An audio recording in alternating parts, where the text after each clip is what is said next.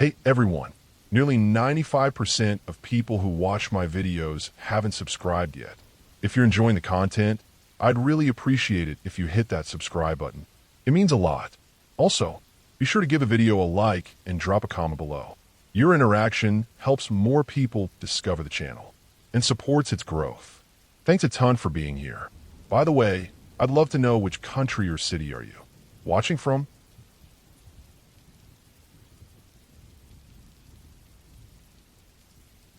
I still remember that drive like it is burned into my head.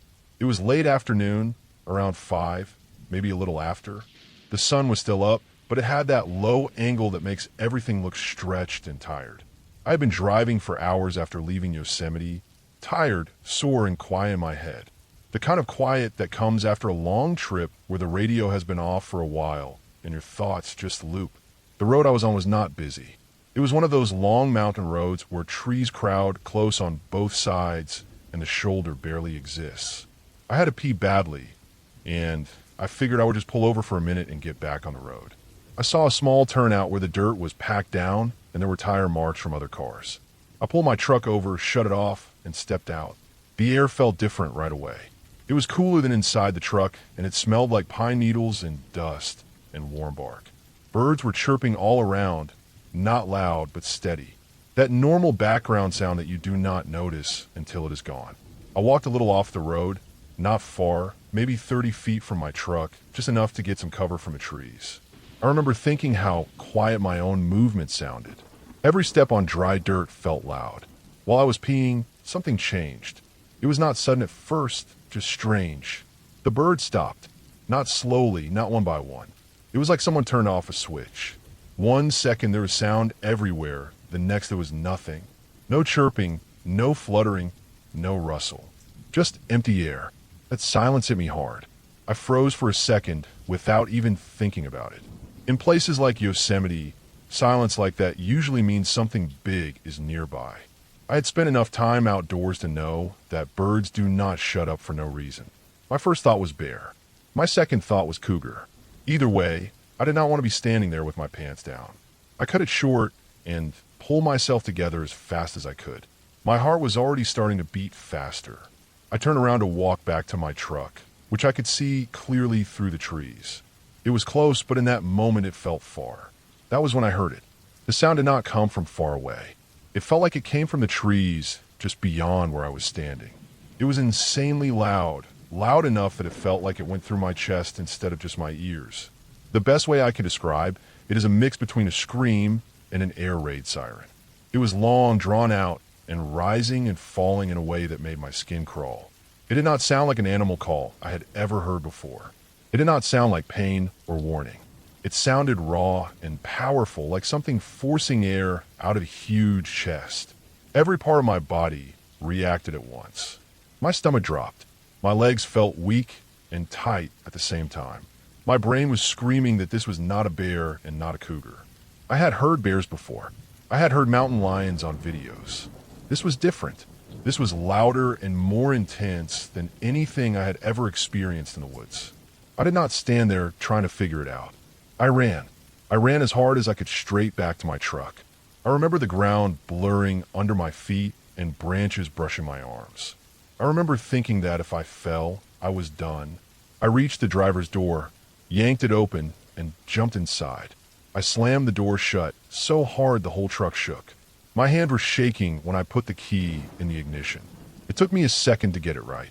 The engine turned over and came to life, loud and solid, and that sound alone made me feel a tiny bit safer.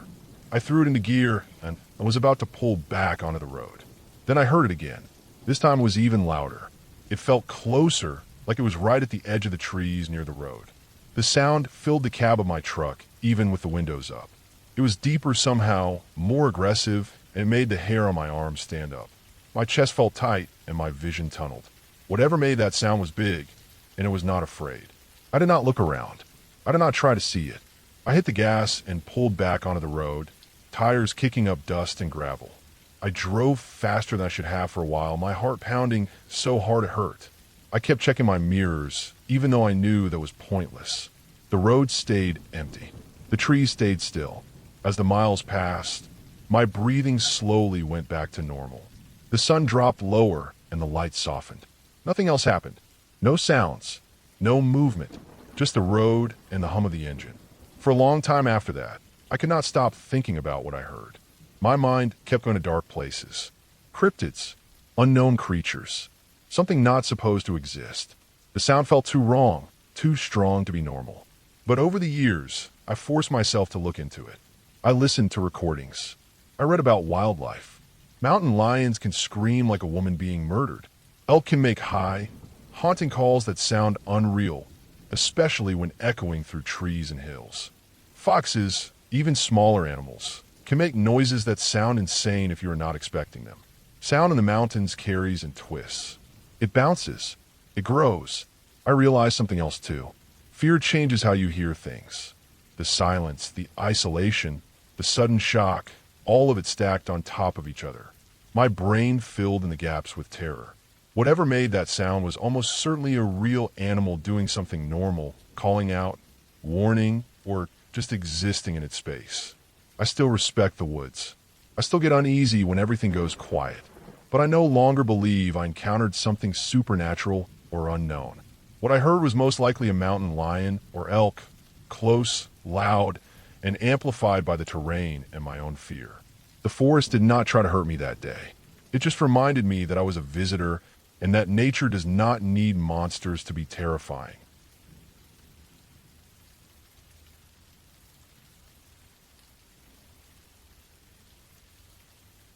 I moved to the woods a few years ago, looking for quiet and space, thinking I could escape the noise of the city and just live close to nature. The property was surrounded by thick forest, a mix of pines and oaks, and the land sloped down into a small valley with a creek that ran year-round. I knew the area had bears and cougars, but I thought I could handle it. I grew up around animals, and I was prepared for the occasional encounter. Still, the first winter was a shock. Tracks in the snow would appear near the house that were too big for dogs, sometimes too big for me to be sure they were bears. I would hear something moving in the trees at night, heavy enough to shake the smaller branches, and sometimes it sounded like it was walking right past the windows. I never saw anything that close, just the occasional black bear in the distance, lumbering across the clearing. That I could accept. But after the first year, things started happening that didn't make sense. One afternoon, I decided to take my 16-year-old niece out for a walk through the woods. It was early fall, the leaves were turning, and the forest smelled dry, almost spicy. We were following one of the trails not far from the house, in an area where the trees opened up into a wide clearing. Suddenly, from just a few feet away, we both heard a deep, guttural growl. It was low, long, and deliberate, and it carried a weight that made the air itself feel heavy. My niece froze, and I froze. I've dealt with wildlife long enough to know the difference between a bear or a cougar and something else, and this was something else. Nothing I knew could make a sound that low, that angry, and that close. It didn't belong. We ran, not slowly, not cautiously, just full sprint back to the house, our legs burning, hearts pounding.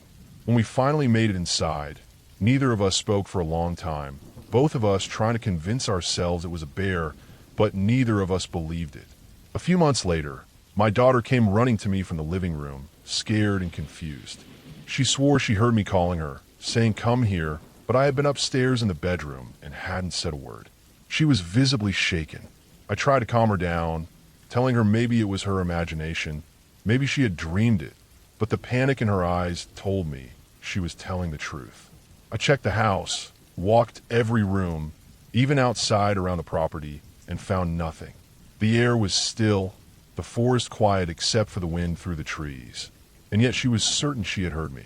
Not long after that, a neighbor came over. She's lived here much longer than I have, in a cabin a few miles down the road. At first, she told me some small things, how deer sometimes act strangely, staring at nothing, or freezing mid-step for no reason.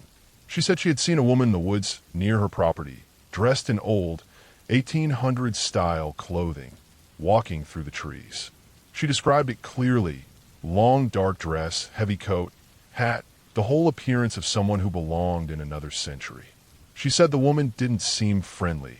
that she had felt threatened just seeing her. Then she mentioned the little girl, a small child in a white nightgown with long dark hair, appearing near the same areas. She insisted both figures seemed aware of people, watching them, but never interacted except through their presence. She said the deer around her land would often stand in clusters, facing the direction the figures appeared, freezing like statues, as if sensing something unseen. Over the following months, I noticed the wildlife acting off as well. Deer, usually skittish but predictable, would freeze suddenly in the middle of the trail and stare off into the woods for long minutes. Birds would go silent, crows stopping their cawing as if listening. Even the bears seemed wary, avoiding parts of the forest they had used freely before. One evening I was walking near the creek, and I saw a set of tracks that weren't human, not exactly. They were wide, heavy, and irregular, leading into the dense forest and disappearing under the fallen leaves. I followed them a little, enough to see they led into a natural depression between trees, but I stopped before going too far. The feeling of being watched was intense.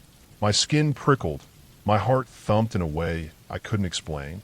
I left the tracks and returned to the house, locking doors and windows. It was during one of these long, quiet nights that I realized something important. All these incidents, the growl, the voices, the strange figures, the unnatural behavior of the animals, seemed to center around certain areas of the forest. Clearings, trails, and old cabins long abandoned. I started marking these areas on a map. I stopped going into them alone.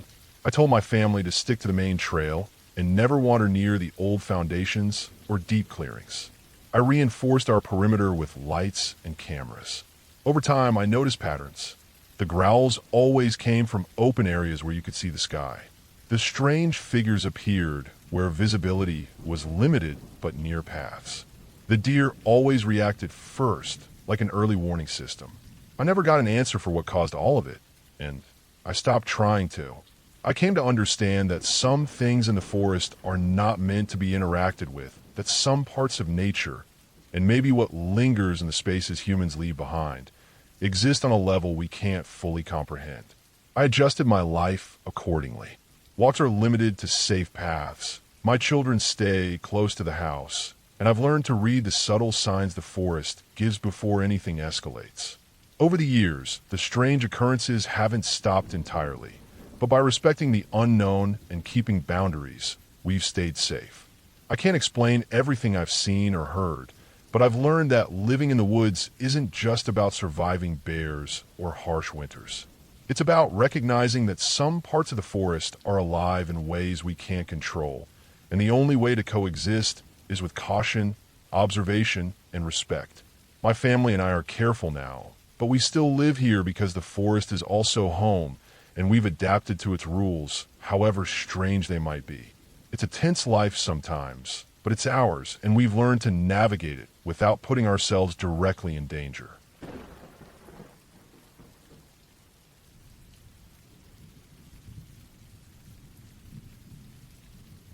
I woke up before dawn, the sky still bruised with the deep purples and blues of night, and for a few seconds I thought I was still dreaming. The first thing I noticed was the sound of water lapping against something solid, a slow, heavy rhythm that didn't belong to the creek near my camp. My stomach dropped when I realized what it was, a bear swimming across the inlet toward my small tent setup. I could see the faint shimmer of its wet fur in the moonlight, the way it pushed through the water with a steady, powerful motion, its head low, just above the surface. My heart began to pound so violently, I thought it might echo off the rocks around me. I had been in these woods for years, studied bears, mapped their trails, and I knew that an encounter like this could end badly if I wasn't careful. I stayed completely still, barely breathing, willing it to continue past my camp, willing it to ignore the small human presence tucked behind the trees and tent poles. The minutes stretched impossibly long, and finally, after what felt like hours, it reached the opposite shore and lumbered off into the shadowy forest. I didn't dare move until the first faint rays of light crept over the mountains. Even then, every snap of a twig, every splash in the water made me jump. Later that day, while following one of the salmon streams for a survey, I noticed the telltale signs almost too late. A fresh trail, paw prints larger than I expected, flattened vegetation, a trail of overturned leaves. I froze, chest tight, and then I heard the sniffing. That wet, deliberate sniff of a sow with a cub, just behind me, tracing my path. My eyes barely adjusted to the dim light filtering through the dense canopy when I spotted them. Mother and cub, about 15 meters away, watching me, sniffing the air, curious but cautious. My stomach sank, because this wasn't a moment for photographs or observation notes. This was a moment for survival, and the raw, terrifying awareness of being completely at their mercy hit me all at once. Slowly, deliberately, I started to back away, avoiding sudden movements, keeping my eyes on them without staring. Every rustle of leaves or snap of a branch under my boots seemed deafening. Every sound amplified by the tension in my muscles and the racing of my heart. Eventually, they drifted back into the forest, but the adrenaline lingered, heavy and persistent, like a shadow following me. The next encounter was worse. I had boated downriver to check a moose cache I had set up earlier, hauling it back through thick brush to camp. On my return, I found a wounded boar rooting near my tent. It had clearly lost the cache in the struggle, and it charged, loud grunts and snapping tusks. I had no choice but to haze it off, throwing rocks and shouting, slapping the brush with a stick to scare it away. It ran, turned, came back. I drove it away again, heart hammering, lungs burning from the adrenaline-fueled sprint. It came back a third time, snarling and shaking its head, tusks glinting in the morning sun. For nearly 10 minutes, I ran a perilous game of cat and mouse, careful not to corner it too much or it would attack. Finally, it left, disappearing into the brush, leaving me drenched in sweat and shaking so violently I had to sit down against a tree to steady my nerves.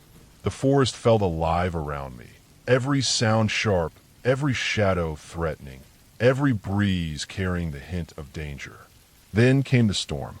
I had taken refuge in a small plywood cabin while monitoring a remote part of the park. The wind picked up, a sustained 40 miles per hour that bent the willow trees around the cabin like twigs. Loose pumice and gravel pelted the walls. The roof shuddered with each successive impact, and I could feel the building itself absorbing the energy, groaning and twisting under the pressure. It was deafening. I clung to the wooden support beams inside, bracing myself against the shocks, counting the seconds between each impact. Sleep was impossible.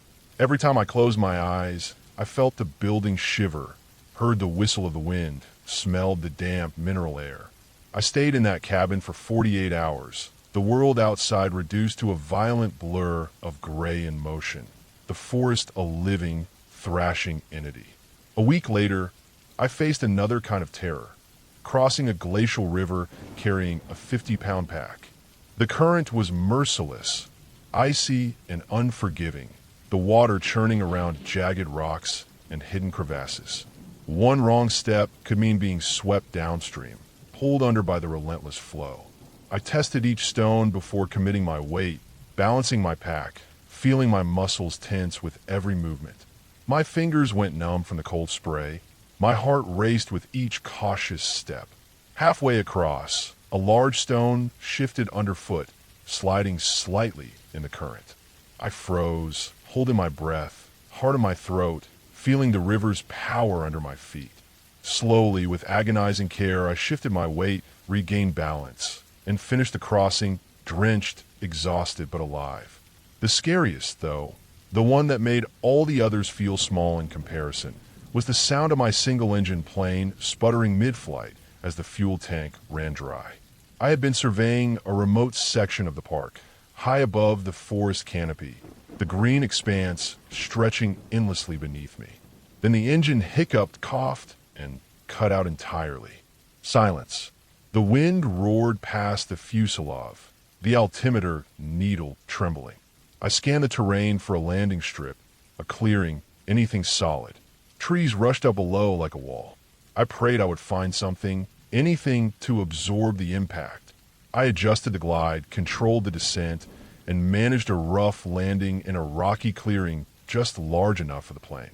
The fuselage shuddered as it touched down, skidding over uneven ground, branches snapping, the nose tipping dangerously before finally coming to a stop. I unbuckled, trembling, and sat for a long time, listening to the wind, the distant calls of birds, the distant water, thinking about how close I had come. By the time I walked back to camp the next day, soaked in sweat and dirt, I felt an overwhelming sense of relief, the kind that only comes after surviving something you have no right to survive. Each encounter, whether in the water, the forest, the storm, the ice, or the air, left a mark on me, but I was still here.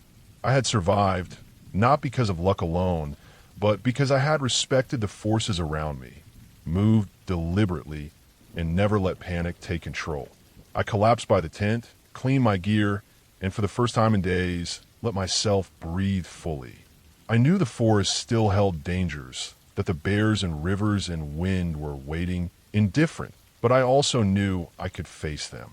The fear lingered, yes, a quiet pulse under the surface, but I had clarity now, a clear, unshakable understanding of both my fragility and my resilience.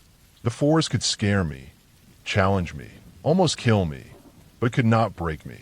I was still standing, still alive, still moving forward, and that was a kind of victory you couldn't take away.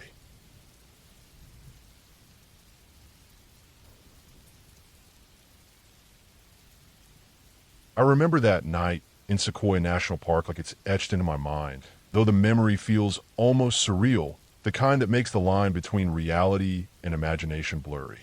I had parked my truck on a small clearing just off the main road, the kind of place that seemed empty but somehow perfect for solitude.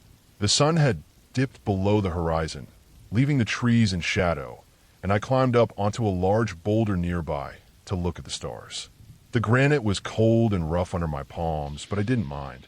Up there, the world felt vast and silent, and I could see the Milky Way stretching overhead, brilliant against the dark sky.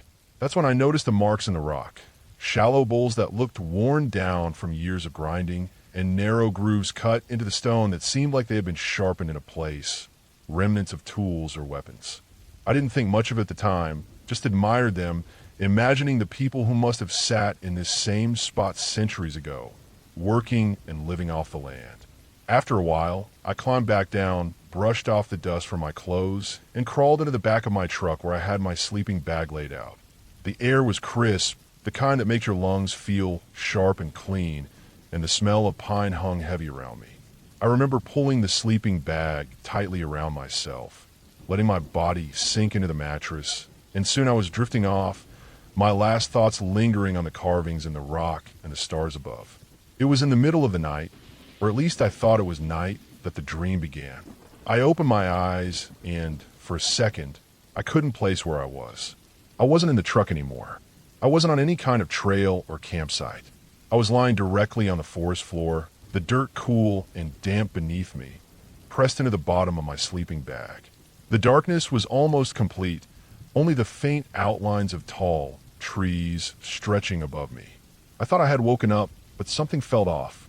The air was heavier, thick with the smell of wet leaves and earth, and an eerie quiet had settled, the kind of quiet that makes your own breathing feel loud. Then I noticed the movement to my left.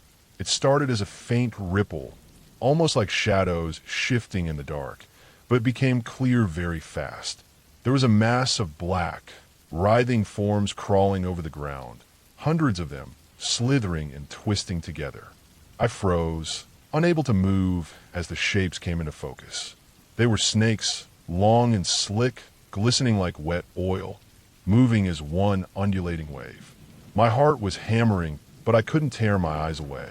From a mass of snakes, one separated, slightly larger, unmistakable with its rattled tail. It lunged at me, striking through the fabric of my sleeping bag, and I felt the imagined pressure of its fangs. The way it recoiled, twisting and curling back into the mass, left me shaking but rooted to the spot, unable to comprehend the sheer intensity of the scene. My eyes followed the mass, curious and horrified, and I realized the snakes were moving towards something. They were converging on the body of a large black horse lying nearby. Its sides split open as if it had been sliced. The snakes wriggled into the wound, disappearing into the darkness of the animal's body as if it were a portal. I could feel my stomach twist, a sharp, cold wave of fear sweeping over me. My mind raced, trying to understand what I was seeing, why it was happening, and what it meant. Then, just as quickly as it had started, I jolted awake. My hands hit the truck bed, and I scrambled upright, breathing hard, sweat soaking through my clothes. The night outside was quiet again, just the normal sounds of the forest. The whisper of leaves, the distant cry of a coyote, the occasional crack of a branch under unseen feet. My truck was exactly where I had parked it, everything around me as it should be. But the dream clung to me like a shadow I couldn't shake. I stayed awake for hours after that, staring out at the trees from the back of the truck. I kept thinking about the boulder and the carvings I'd seen earlier, about the people who had been there long before me. I'm not usually superstitious, but there was something about that place that felt old, something that held memory and weight. I tried to rationalize it. The snakes, the horse, the terrible intensity of the dream. Maybe it was just my mind overthinking the carvings, the isolation, the darkness. But even now, months later, I can close my eyes and feel that writhing mass sliding across the ground, the way it seemed to breathe and move with a purpose. By morning, I had packed up and driven out of the park, the sunlight cutting through the forest and chasing away the shadows. The clarity of daylight helped, the normalcy of routine pulling me back to reality, but I left with a strange sense of respect for the land and the people who had been there before me. That night, in that dream, had been terrifying, but it also reminded me that some places carry a presence, not of spirits or myths, but of history and memory. The carvings on the rock, the way the forest seemed to breathe in the dark, the life that had passed through there. They left an impression you can't explain fully, but you can feel. I've camped since then in other places, but none of them have unsettled me the way that boulder, those carvings, and that dream in Sequoia did. It's a reminder that even in the absence of ghosts or myths, the natural world can hold its own kind of terror, and that some experiences, however strange or frightening, leave a mark you carry long after the night has ended.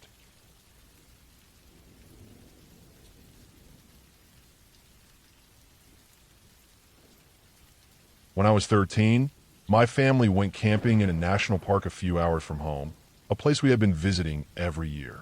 Unlike most people, we didn't stick to the official campgrounds. My parents liked driving down old logging roads, finding random, hidden spots tucked away from the main trails.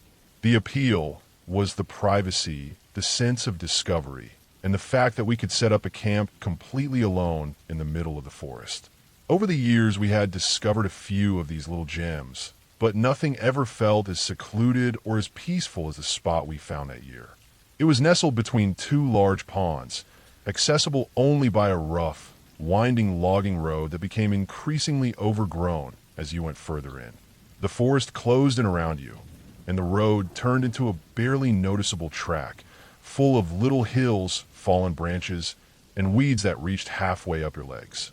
We couldn't drive our car all the way in, so we had to haul all our gear on foot, carrying tents, coolers, and backpacks over the uneven terrain. Even at 13, I remember thinking it was kind of an adventure, like we were the first people to ever find that little clearing. The camp itself was perfect. The hill between the two ponds was high enough that we had a clear view of the water, but it was surrounded by trees, giving us total privacy. The ponds were alive with frogs and insects, the kind of place where you could spend hours just watching nature go about its business. That first evening, everything was quiet except for the sounds of the forest. Frogs croaked non-stop in the ponds, birds called occasionally, and the wind rustled through the leaves. It felt isolated in a way that was both peaceful and thrilling, like we were the only people on Earth. We made a fire, cooked dinner, and by the time the night fully settled, the forest had a darkness so deep it almost felt solid. Around 2 a.m, everything changed. I woke up because the forest fell silent. The frogs stopped croaking abruptly. It was eerie. At first, I thought maybe it was just a quiet night, but then I heard engines, Two massive trucks barreling down the logging road, moving faster than anything that should have been able to handle that rough terrain. They were enormous black trucks, the kind that look almost too big for the road and jam-packed with people. The headlights were off. There was no sound of shouting or talking, just the engines dying down as they stopped.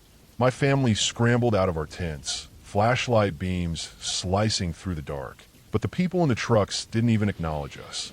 They didn't slow down, wave, or say anything. They didn't even glance our way. Instead, they all climbed out and walked straight into the ponds, carrying nets, moving with this strange, silent purpose. I watched from the hill, frozen. They spent over an hour wading in the shallow water, skimming nets along the surface. They moved carefully, methodically, scooping up frogs as if they had done this 1,000 times. No one spoke, no flashlights, no noise except the occasional splash when someone stepped too deeply into the water. It wasn't hunting in a way I was used to seeing. There was no excitement, no shouting, no fires or lanterns. It was like watching a machine. They piled their catch into the trucks, climbed back in, and drove off the way they came, leaving the pond silent, still, and almost unrecognizable. The chorus of frogs that had welcomed us earlier had vanished. The next morning, we hiked down to the ponds and were immediately struck by the absence of noise. It was heavy and unnatural, like the place had been drained of life overnight. We eventually found one lone frog with an injured leg.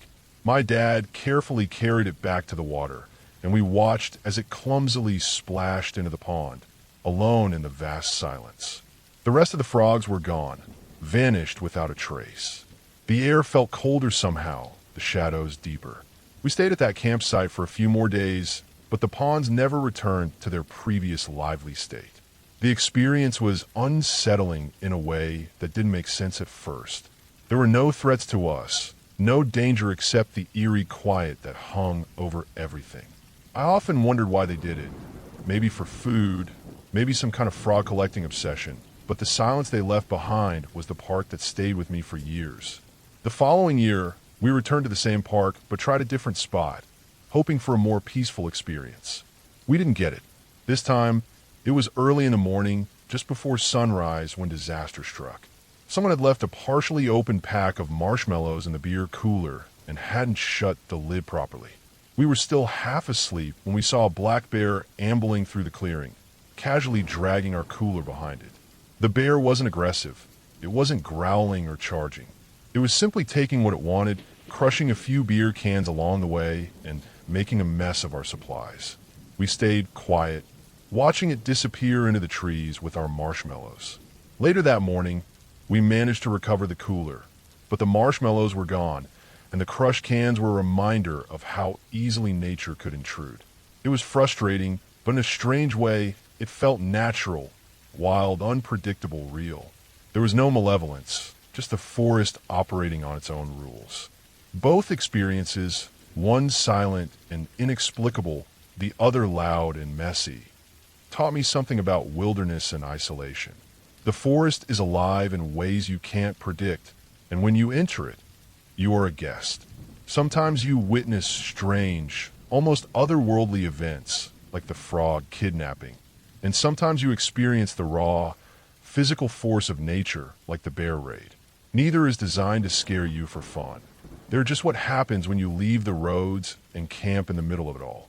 By the time I grew older, I realized those trips left me with a deep respect for the park, for the animals, and for the unexpected moments that make the wilderness both beautiful and unnerving. Every time I think of those trips, I remember the quiet between the ponds, the stillness after the frog kidnappers came through, and the mess left by a bear with a sweet tooth. I've camped in that park many times since, in different spots, and while nothing as surreal has happened again, the memory stays with me. It's a reminder that being alone in the forest can show you things you can't fully explain, and that respect and caution are the only ways to truly enjoy the kind of isolation safely.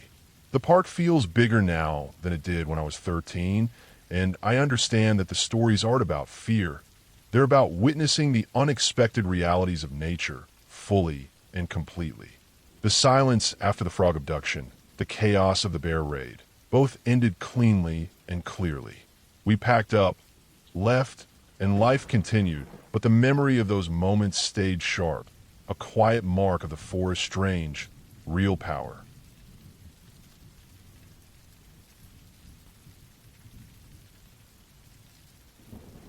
While I was 13, my family went camping in a national park a few hours from home, a place we had been visiting every year. Unlike most people, we didn't stick to the official campgrounds. My parents liked driving down old logging roads, finding random, hidden spots tucked away from the main trails. The appeal was the privacy, the sense of discovery, and the fact that we could set up a camp completely alone in the middle of the forest. Over the years, we had discovered a few of these little gems, but nothing ever felt as secluded or as peaceful as the spot we found that year. It was nestled between two large ponds, accessible only by a rough, winding logging road that became increasingly overgrown as you went further in. The forest closed in around you, and the road turned into a barely noticeable track, full of little hills, fallen branches, and weeds that reached halfway up your legs. We couldn't drive our car all the way in, so we had to haul all our gear on foot, carrying tents, coolers, and backpacks over the uneven terrain. Even at 13, I remember thinking it was kind of an adventure, like we were the first people to ever find that little clearing. The camp itself was perfect. The hill between the two ponds was high enough that we had a clear view of the water, but it was surrounded by trees, giving us total privacy. The ponds were alive with frogs and insects, the kind of place where you could spend hours just watching nature go about its business. That first evening, everything was quiet except for the sounds of the forest. Frogs croaked non-stop in the ponds, birds called occasionally, and the wind rustled through the leaves. It felt isolated in a way that was both peaceful and thrilling, like we were the only people on Earth. We made a fire, cooked dinner, and by the time the night fully settled, the forest had a darkness so deep it almost felt solid. Around 2 in the morning, everything changed. I woke up because the forest fell silent, the frogs stopped croaking abruptly. It was eerie. At first, I thought maybe it was just a quiet night, but then I heard engines, 2 massive trucks barreling down the logging road, moving faster than anything that should have been able to handle that rough terrain. They were enormous black trucks, the kind that look almost too big for the road, and jam-packed with people. The headlights were off. There was no sound of shouting or talking, just the engines dying down as they stopped. My family scrambled out of our tents, flashlight beams slicing through the dark, but the people in the trucks didn't even acknowledge us. They didn't slow down, wave, or say anything. They didn't even glance our way. Instead, they all climbed out and walked straight into the ponds, carrying nets, moving with this strange, silent purpose. I watched from the hill, frozen. They spent over an hour wading in the shallow water, skimming nets along the surface. They moved carefully, methodically, scooping up frogs as if they had done this 1,000 times. No one spoke, no flashlights, no noise except the occasional splash when someone stepped too deeply into the water. It wasn't hunting in a way I was used to seeing. There was no excitement, no shouting, no fires or lanterns. It was like watching a machine. They piled their catch into the trucks, climbed back in, and drove off the way they came, leaving the pond silent, still, and almost unrecognizable. The chorus of frogs that had welcomed us earlier had vanished. The next morning, we hiked down to the ponds and were immediately struck by the absence of noise. It was heavy and unnatural, like the place had been drained of life overnight. We eventually found one lone frog with an injured leg. My dad carefully carried it back to the water, and we watched as it clumsily splashed into the pond, alone in the vast silence. The rest of the frogs were gone, vanished without a trace. The air felt colder somehow, the shadows deeper. We stayed at that campsite for a few more days, but the ponds never returned to their previous lively state. The experience was unsettling in a way that didn't make sense at first. There were no threats to us, no danger except the eerie quiet that hung over everything. I often wondered why they did it, maybe for food, maybe some kind of frog collecting obsession, but the silence they left behind was the part that stayed with me for years. The following year, we returned to the same park, but tried a different spot, hoping for a more peaceful experience. We didn't get it. This time, It was early in the morning, just before sunrise, when disaster struck. Someone had left a partially open pack of marshmallows in the beer cooler and hadn't shut the lid properly. We were still half asleep when we saw a black bear ambling through the clearing, casually dragging our cooler behind it. The bear wasn't aggressive. It wasn't growling or charging. It was simply taking what it wanted, crushing a few beer cans along the way, and making a mess of our supplies. We stayed quiet, watching it disappear into the trees with our marshmallows. Later that morning, we managed to recover the cooler, but the marshmallows were gone, and the crushed cans were a reminder of how easily nature could intrude. It was frustrating, but in a strange way, it felt natural, wild, unpredictable, real. There was no malevolence, just the forest operating on its own rules. Both experiences, one silent and inexplicable, the other loud and messy, taught me something about wilderness and isolation. The forest is alive in ways you can't predict, and when you enter it, you are a guest. Sometimes you witness strange, almost otherworldly events like the frog kidnapping, and sometimes you experience the raw, physical force of nature like the bear raid. Neither is designed to scare you for fun. They're just what happens when you leave the roads and camp in the middle of it all. By the time I grew older, I realized those trips left me with a deep respect for the park, for the animals, and for the unexpected moments that make the wilderness both beautiful and unnerving. Every time I think of those trips, I remember the quiet between the ponds, the stillness after the frog kidnappers came through, and the mess left by a bear with a sweet tooth. I've camped in that park many times since, in different spots, and while nothing as surreal has happened again, the memory stays with me. It's a reminder that being alone in the forest can show you things you can't fully explain, and that respect and caution are the only ways to truly enjoy that kind of isolation safely. The park feels bigger now than it did when I was 13, and I understand that the stories aren't about fear. They're about witnessing the unexpected realities of nature fully and completely. The silence after the frog abduction, the chaos of the bear raid, both ended cleanly and clearly. We packed up, left, and life continued, but the memory of those moments stayed sharp, a quiet mark of the forest's strange, real power.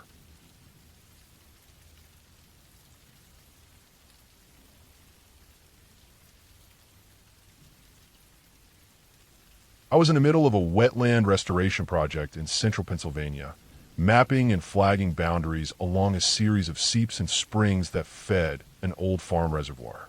The work was tedious but necessary, especially with the state wanting accurate data for the restoration plan.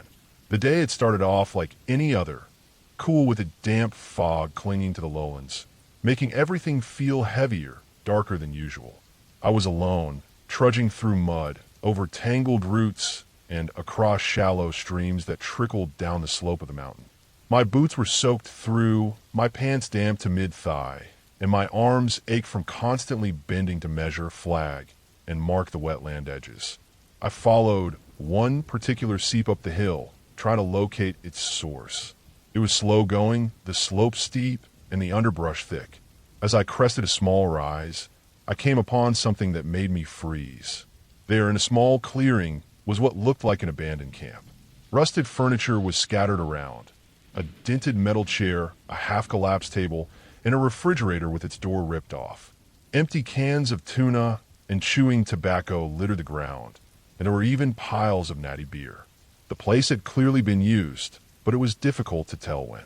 There was something about the disarray that felt deliberate, almost staged. Before I could even process the scene, movement caught my eye. Out of the corner of the clearing, a large German shepherd emerged. Its fur was clean and groomed, and it moved with the quiet confidence of an animal used to being in charge. My heart sank. Great, now I'm fucked, I thought, gripping the handle of my shovel like it was the only thing standing between me and trouble. The dog didn't growl or bark. It just stared at me, unblinking, like it was assessing whether I was worth its time. Then, unexpectedly, it turned and started walking further up the hill, glancing back at me as if to say, "Follow me." I hesitated. Dogs don't usually behave like this unless they have a reason, and the idea that it belonged to someone nearby crossed my mind. Maybe it had wandered from a house or was lost waiting for someone to lead it back. Cautiously, I followed, boots sinking into the damp earth, branches snagging my jacket. The camp quickly disappeared behind the trees, and the hill grew steeper, the forest thickening into dense woods. The smell of damp leaves and decaying would fill the air, mixed with something else I couldn't identify at first. Then I saw it. About 20 or 30 feet ahead, partially concealed in a small clearing, were old dolls, dirt-caked and ratty, buried up to their necks. Their arms were outstretched toward a central point, and my stomach dropped when I realized what that point was. Suspended in a low tree branch was a deer carcass, cleaned, skinned, and draped in such a way that its head pointed down and its legs were hooked over the limbs. The sheer surrealness of it hit me first. I froze, unable to breathe, unable to process what I was seeing. The dolls' faces stared blankly at me, some missing eyes, some cracked, some with the faint traces of old dirt and mildew. The German shepherd sat calmly nearby, watching me like it had been expecting this reaction. I didn't wait to figure out why this was here or who had done it. Every instinct screamed at me to leave. My legs felt like lead as I turned on my heel and started the long hike back down to the reservoir. The forest seemed to close in around me. Every shadow magnified, every sound amplified. Branches slapped my arms, roots grabbed at my boots, and the uneven ground made it impossible to move quickly without risking a twisted ankle. The dog followed at a distance for a few minutes, then vanished silently into the trees. When I finally reached the reservoir, the sight of the water, placid and mundane, was almost comforting. I paused there for several minutes, trying to calm myself, listening to the wind stir the reeds and the occasional splash of a fish breaking the surface. It was a surreal contrast, the tranquility of the reservoir and the horror I had just witnessed a few hundred yards uphill. My mind kept replaying the image of those dolls and the deer, trying to make sense of it, trying to rationalize it. There was no rational explanation that didn't make my skin crawl. By the time I reached my truck, soaked through, exhausted, and still shaking, I made the decision not to report the exact location to anyone. This wasn't about hiding something illegal or immoral. It was about safety. Whoever had set up that scene could be dangerous, and I had no evidence other than what I'd seen. The last thing I wanted was to lead someone else into that clearing. I made sure to log my work in wetland maps, but left out the area beyond the seeps. There was no way I was going back there. The hike back to the truck took nearly 2 hours, and I was constantly scanning the tree line for any sign of movement. When I finally slid into the driver's seat, I leaned back and let out a long, shuddering breath. The thought of my upcoming wedding kept running through my head, reminding me why I couldn't let fear take over my life. I cleaned myself up as best I could, changed my wet socks, and drove back toward the main road, keeping my eyes glued to the highway rather than the forest. In the days that followed, I couldn't shake the image from my mind, but I buried it deep enough to focus on the restoration work. I avoided that hillside entirely, sticking to areas that were already flagged and surveyed. My coworkers noticed I was quieter than usual, but accepted it as just part of the job stress. Months later, when the restoration was finished, I returned once briefly to check water flow, taking a completely different path, never even glancing at that hill. The place remained a dark, unsettling memory, a reminder that there are corners of the world where people's actions leave traces meant to be disturbing, where nature hides things even the most careful observer cannot anticipate. I finished the season, submitted my maps, and moved on to other projects. I never told anyone the full story, not really. Some things are better left unspoken. I knew I had done my job as a biologist, and that was enough. That clearing, those dolls, that deer, they stayed where they were, a part of the woods I would never return to, and I carried that memory with me as a silent warning. Some places are meant to be left alone.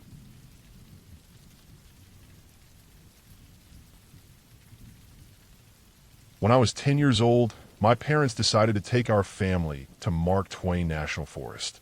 We weren't going to campground, just a random spot they thought looked nice.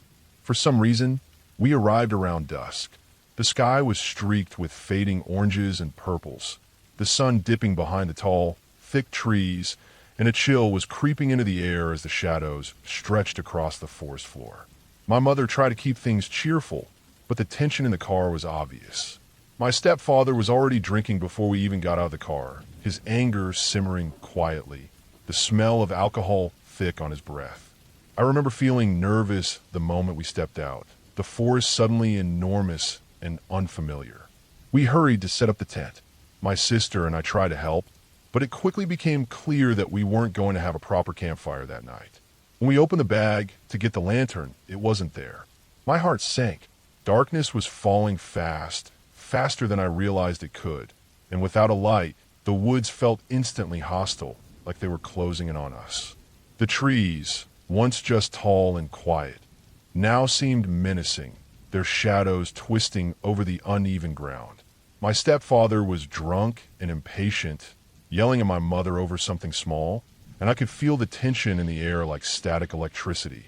Normally, a fire would have distracted us, kept us warm and calm, but there was no fire tonight and no chance of it. We reluctantly went into the tent, zipped it up, and lay there in silence, each of us wide-eyed in the dark. At first, I thought the forest was quiet, but then I heard it. A faint rustling, like dead leaves scraping against one another, far off at first. It wasn't the wind. The wind didn't move the leaves that way. I froze, my ears straining, every muscle in my body rigid. My sister was whispering to herself, I think trying to calm herself, and my mother was holding my stepfather's arm, though I don't know why, considering he was the one who drank and yelled. The sound moved slowly, methodically, approaching. Each rustle of leaves made my stomach twist. It was the kind of sound that makes your brain invent shapes out of shadows. I tried to convince myself it was an animal, maybe a deer or a raccoon, but it didn't sound like any animal I knew. Time stretched unbearably. Seconds felt like minutes. The rustling grew louder, closer, until it was just outside the tent. My heart was pounding so hard I could hear it in my ears. I tried to breathe slowly, quietly, but I was terrified that any sound might give us away. My stepfather muttered something, probably complaining, but even that didn't make me feel safer. We were trapped in the dark with no defense. I imagined someone watching us, waiting just beyond the veil of shadows that the tent created. Then came the snap, a twig underfoot, sharp and sudden, breaking the night. My stepfather let out a scream that I will never forget, a scream of pure terror that made the blood drain from my face. My mother shrieked over him, her voice raw and urgent, a sound I'd never heard from her before. Without thinking, we all bolted out of the tent. The cold night air hit me immediately, sharp against my skin, and I could barely see anything through the dark. The trees loomed like black walls.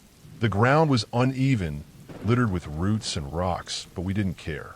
We ran blindly, stumbling over roots, slipping on damp leaves, our legs pumping so fast it hurt.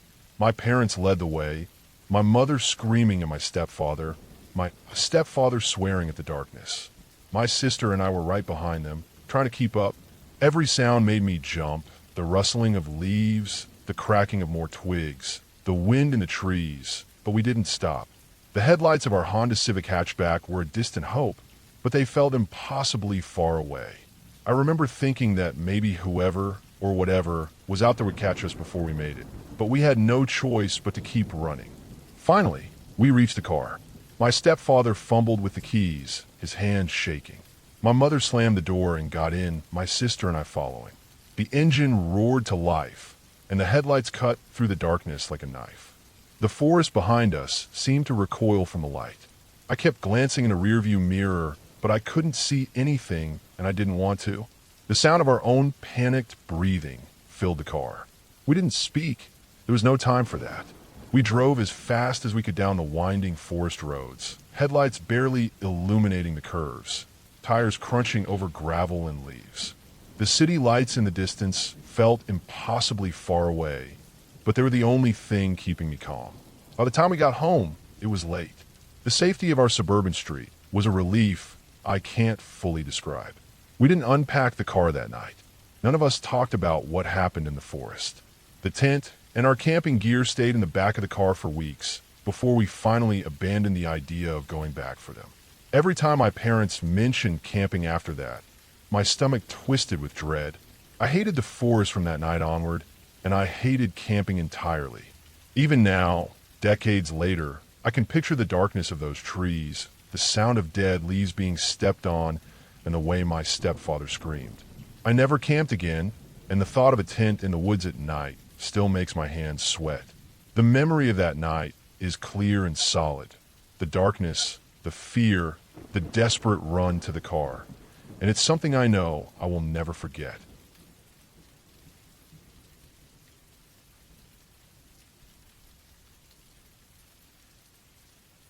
I woke up before sunrise that morning, the kind of early where the world still feels suspended between dark and light. The air was sharp, cold enough that it made my lungs ache when I breathed deeply. Deer season had started, and for as long as I could remember, my dad and I hunted on my cousin's land in western Wisconsin. The property was thick with hills and patches of hardwood forest, the kind of woods where deer numbers were high, but so was the sense of isolation. The hunting shack and tree stands have been built by a few of us over the years, and there was a kind of unspoken order to how we hunted. No overlap, no surprises. Today, my dad and I were taking one of the steeper hills, a spot where we'd had luck before, and we were making our way up before the sun even peaked over the ridge. The ATV's engine hummed softly beneath us as we threaded it along the narrow path, the tires crunching lightly over frost-bitten leaves and loose soil. The sky was pale, a color somewhere between the black of night and the gray of early dawn, and the world smelled of cold pine and wet earth. We parked near a small clearing at the top of the hill and unloaded our gear, careful not to disturb the silence of the morning. Everything was still, almost too still. No birds were calling. No squirrels scuttled through the leaves. Not even the distant rustle of small animals. We found our spots along the ridge, setting ourselves where we could see the valleys and hollows below, hoping for movement as the sun came up. We waited. The minutes dragged. Not a single deer appeared, not even the slightest hint of movement. My dad's patience didn't waver, but mine was thinning. After an hour of this, we decided to retreat down the hill and get some coffee to warm up before trying again. I followed my dad down the narrow footpath we had come up, stepping carefully to match his pace. We'd always done it this way, matching each other's steps, so we made as little noise as possible. Every crunch, every snap of a twig was synchronized between us, a silent rhythm I had done countless times before. But today something was off. Halfway down the hill I caught it, a crunch, almost perfectly in time with my own step, coming from behind us. I froze, heart kicking hard in my chest, straining to hear. It stopped when I stopped. I took a step, and it started again. My stomach twisted. I spun around, sweeping my flashlight through the early shadows, and tried to see what had made the sound. The trees were thick, the morning light barely reaching through, and I saw nothing. Maybe it was just an animal, I told myself. Deer, raccoon, something small. I shook off the unease and continued, but the feeling didn't leave. Then I heard again, louder this time, closer. I stopped and turned fully, scanning the shaded slope behind us. That's when I saw it, a pale face peeking from behind a tree. Just a glimpse at first, then it stayed there, watching. The features were wrong, malformed in a way that made my stomach knot. It didn't move like a person, didn't step out into the open, just stared. 30 yards away, partially hidden by the tree, its dark shoulders slouched, limbs twisted. It didn't blink, didn't make a sound. My breath caught. I hit my dad's shoulder, and he followed my gaze instantly. No words were spoken. The panic was shared without conversation. He motioned, not verbally, but the meaning was clear. Get to the ATV now. We moved fast, but cautiously, my dad starting the engine and keeping a close eye on the figure. I could feel it watching us as we loaded our gear. And then I saw more of it emerge. Its body, gnarled and strangely bent, stepped into the faint light. Limbs awkward, movement unnatural. I forced myself to look away for just a moment, and then back. It was still there, tracking us.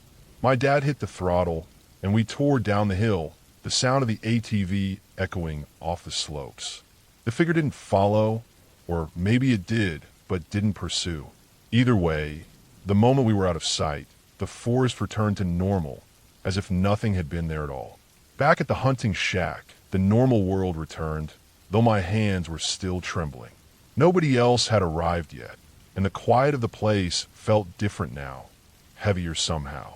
We packed our gear into the truck and left the property, my dad insisting we continue hunting elsewhere or try again another day. I didn't speak, didn't want to, just kept my eyes in the rearview mirror, half expecting to see that face staring at us from the roadside trees. It never appeared. In the days and weeks that followed, my dad went back to the property, hunted the same hills, and acted as if nothing had happened. He even got a deer on one of those trips, treating it like any other hunt. But I couldn't forget. I thought about the face, the way it mimicked my steps, the unnatural way it moved. I researched missing persons, odd animal encounters, and reports of people living illegally in remote areas, but nothing fit. Whatever it wasn't human, at least not fully, and it was clever enough to hide until the right moment. I stopped going back to that hill entirely, avoided that section of the property, even when my dad encouraged me to come along. The memory stayed with me, haunting in its realism, a reminder that even in the familiar woods I'd known my whole life, there could be something utterly unknown, waiting just out of sight. And sometimes that was enough to make the forest feel like the most dangerous place on earth.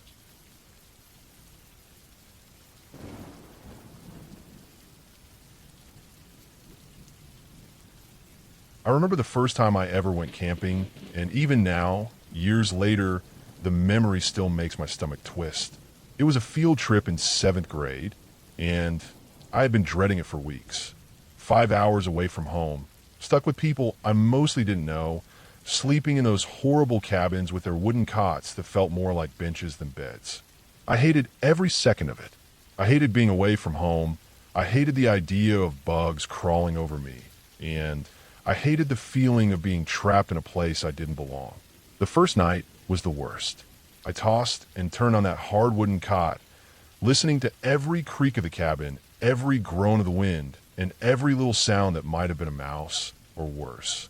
Sleep never came, no matter how hard I tried. Around midnight, I decided I couldn't take it anymore. I couldn't stay inside that cabin with all those other kids asleep in the darkness. I grabbed my little book light and my Christopher Pike book, the only thing that could hold my attention at that age, and I quietly slipped out the door. The air outside was cold, sharper than I expected, but it felt good against my skin after the suffocating heat of the cabin. I sat on the steps, the book resting on my knees, the light small but enough to illuminate the pages. I tried to read, but my mind wasn't in the story. Something felt off, like I wasn't alone. I couldn't see anything at first, but I kept glancing up, my neck stiff, hair standing on end. The feeling was subtle, but insistent, the sort of instinctual unease that makes you want to run even when there's nothing obvious to run from. Then it happened. I moved the book just slightly, tried to adjust the light so I could see better, and the beam caught something in the darkness. A pair of glowing eyes staring directly at me. My heart stopped. At first, I thought it was just a trick of the light, maybe a reflection off a log or a bush, but then I saw movement. A massive paw stepped into the light, and I realized with absolute clarity what it was. A mountain lion. I could barely take it in at first. I froze, my body refusing to respond, my brain screaming at me to do something, but my limbs like stone. The animal was enormous, sleek, and terrifyingly calm. Its eyes reflected the book light back at me, unblinking, fixed, like it had been watching me for a long time. Time slowed. I wasn't sure if it was seconds or minutes, but it felt like an eternity. I knew two things. If I moved wrong, if I made the tiniest noise, this was it.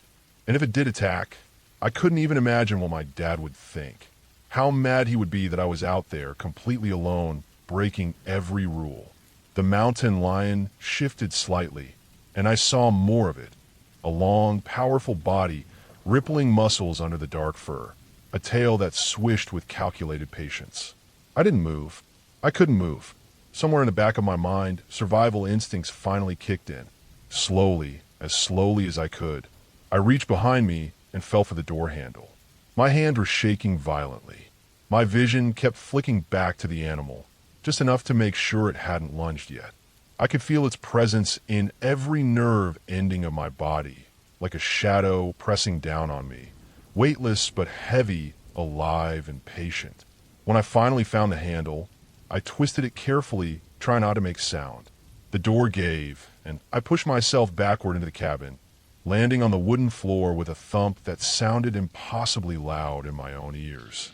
I slammed the door shut, leaned against it, and didn't breathe for what must have been several minutes. Back on the cot, I couldn't sleep. My hands and legs were still shaking.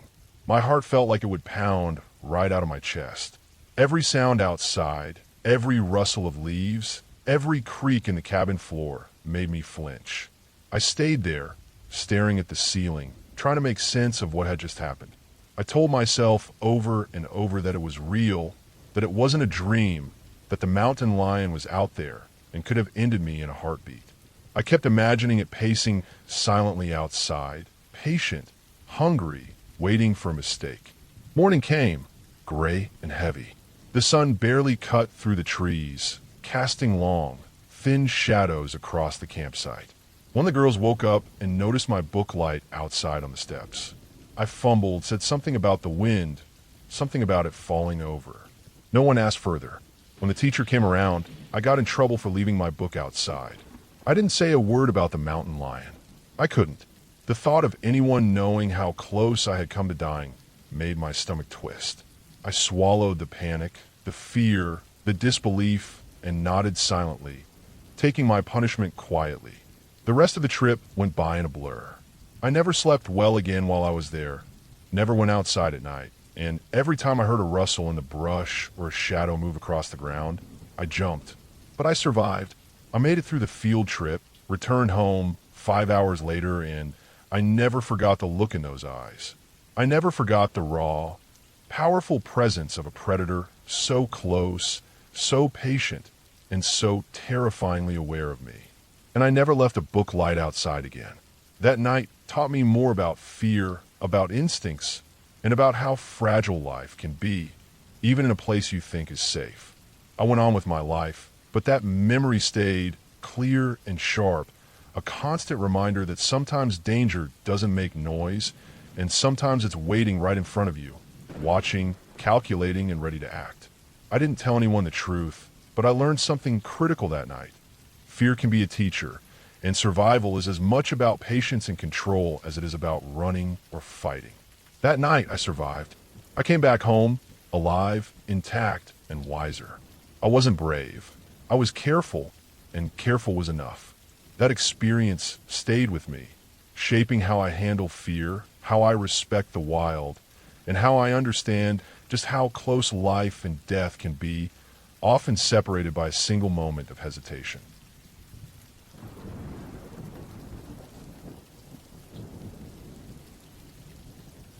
I was camping deep in the Amazon forest in Brazil, far from towns, roads, or anything that felt safe or familiar. The camp was small and basic, just a few tents near a slow, muddy stream, surrounded by trees so tall they blocked out most of the sky, even during the day. At night, the forest felt like a living thing that never slept. Bugs screamed nonstop, leaves shifted for no clear reason, and the air was thick and wet, like breathing through a warm cloth. That night, I went to sleep tired but restless. The heat never really left, even after midnight, and sweat stuck my clothes to my skin. I woke up suddenly with my heart already beating fast, not from a nightmare, but because I had to pee really bad. It was the kind of pressure that makes it impossible to ignore. I lay there for a moment, listening to the forest, hoping it would pass. It didn't. I knew if I didn't go right then, I wouldn't sleep again. I grabbed my small flashlight, but decided not to turn it on. I didn't want to wake anyone up, and bright light felt wrong out there, like announcing myself. The moon was out, thin but bright enough to paint the ground in pale silver. I quietly unzipped the tent and stepped outside. The air felt cooler but heavier at the same time, filled with the smell of wet soil, rotting leaves, and something animal that I couldn't fully place. I walked a little distance away from the camp, counted my steps so I wouldn't go too far. Every sound felt louder once I was alone. Twigs snapped under my feet, even when I tried to step carefully. Somewhere above me, Something moved through the branches, shaking leaves loose. I kept telling myself it was normal, that this forest was full of life, and that was the whole point of being there. I stopped near a thick tree and looked around. The darkness between the trees was deep, almost solid. The moonlight barely reached the ground there. I turned my back toward the camp, lowered my pants, and squatted without touching the ground, muscles shaking from tension more than effort. I felt exposed in a way I never had before. Half naked in the middle of the Amazon, surrounded by things I could not see. As soon as I started peeing, I heard it. At first it was just a sound, soft but heavy, like something shifting its weight on the ground. Then another step. Slow. Close. Too close. The sound wasn't light like a small animal. It wasn't quick or scattered. It was deliberate, each step pressing into the earth. I could hear leaves being pushed aside, not snapped, but moved by something that didn't need to rush. My body went cold even though the air was warm. My heart slammed so hard I felt it in my throat. I froze in that position, unable to stand up yet, unable to move, every nerve in my body screaming at me to run. I felt like prey, the kind of fear that doesn't feel dramatic, just very clear and very final. The thought came to me that this was how people disappear. No scream, no warning, just gone. The steps came closer. I could hear breathing now, low and steady, not fast, not panicked. Whatever it wasn't afraid. I could smell it too, a strong, musky smell mixed with mud and something sour. It felt big. I didn't need to see it to know that. The ground vibrated slightly with its movement. I imagined claws, teeth, weight, all of it inches behind me while I was helpless. I finished as fast as my body would allow, hands shaking so badly I almost lost my balance. I pulled my pants up without caring how sloppy it was and stood up in one fast motion. The sound behind me stopped. That was worse somehow. Silence felt like focus. I didn't look back. I couldn't. I broke into a run toward the camp, feet slipping on damp leaves, branches hitting my arms and face. The forest seemed to close in as I ran, every shadow turning into something else in my mind. I expected pain at any second, a hit from behind, weight on my back. It didn't come, but I didn't slow down. I reached the tent, dove inside, and zipped it shut with shaking hands. My whole body trembled uncontrollably. I could hear my own breathing, loud and uneven, and underneath it the endless noise of the forest, unchanged, uncaring. I lay there for a long time, wide awake, listening for anything near the tent. Nothing came close. Whatever had been behind me stayed in the darkness. When morning finally came, the fear didn't disappear. Daylight made the forest look less threatening, but not harmless. Everything was wet with dew. The ground near where I had gone was marked. Deep impressions in the soft soil, round and wide, pressed down hard. Leaves were pushed aside in a straight path. It wasn't a person. The spacing was wrong. It was something heavy that moved slowly and confidently. I didn't need anyone to explain it to me. I had a small wildlife guide with me, and the tracks matched almost perfectly. A tapir, huge, strong, mostly quiet, known to wander camps at night. Not aggressive usually, but unpredictable and powerful. Standing that close to one, half naked in the dark, would have ended badly if it had decided to charge. Knowing what it was didn't make the memory easier. It made it clearer. That animal had been right there. Close enough to smell me. Close enough to kill me without effort. It hadn't been a monster or something unreal. It had been real, solid, breathing in the dark. We broke camp later that day and moved on, but I carried that night with me. Even now, I remember the sound of those steps and the way my body knew danger before my mind did. I don't wonder anymore what it was. I know, and knowing makes it worse, because it reminded me how small and fragile I was out there and how easily the forest could have taken me without leaving a trace.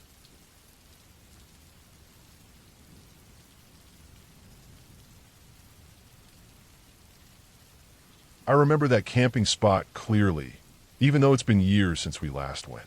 My friend and I had found it almost by accident one summer, a hidden clearing near a pond on the edge of a national forest in California.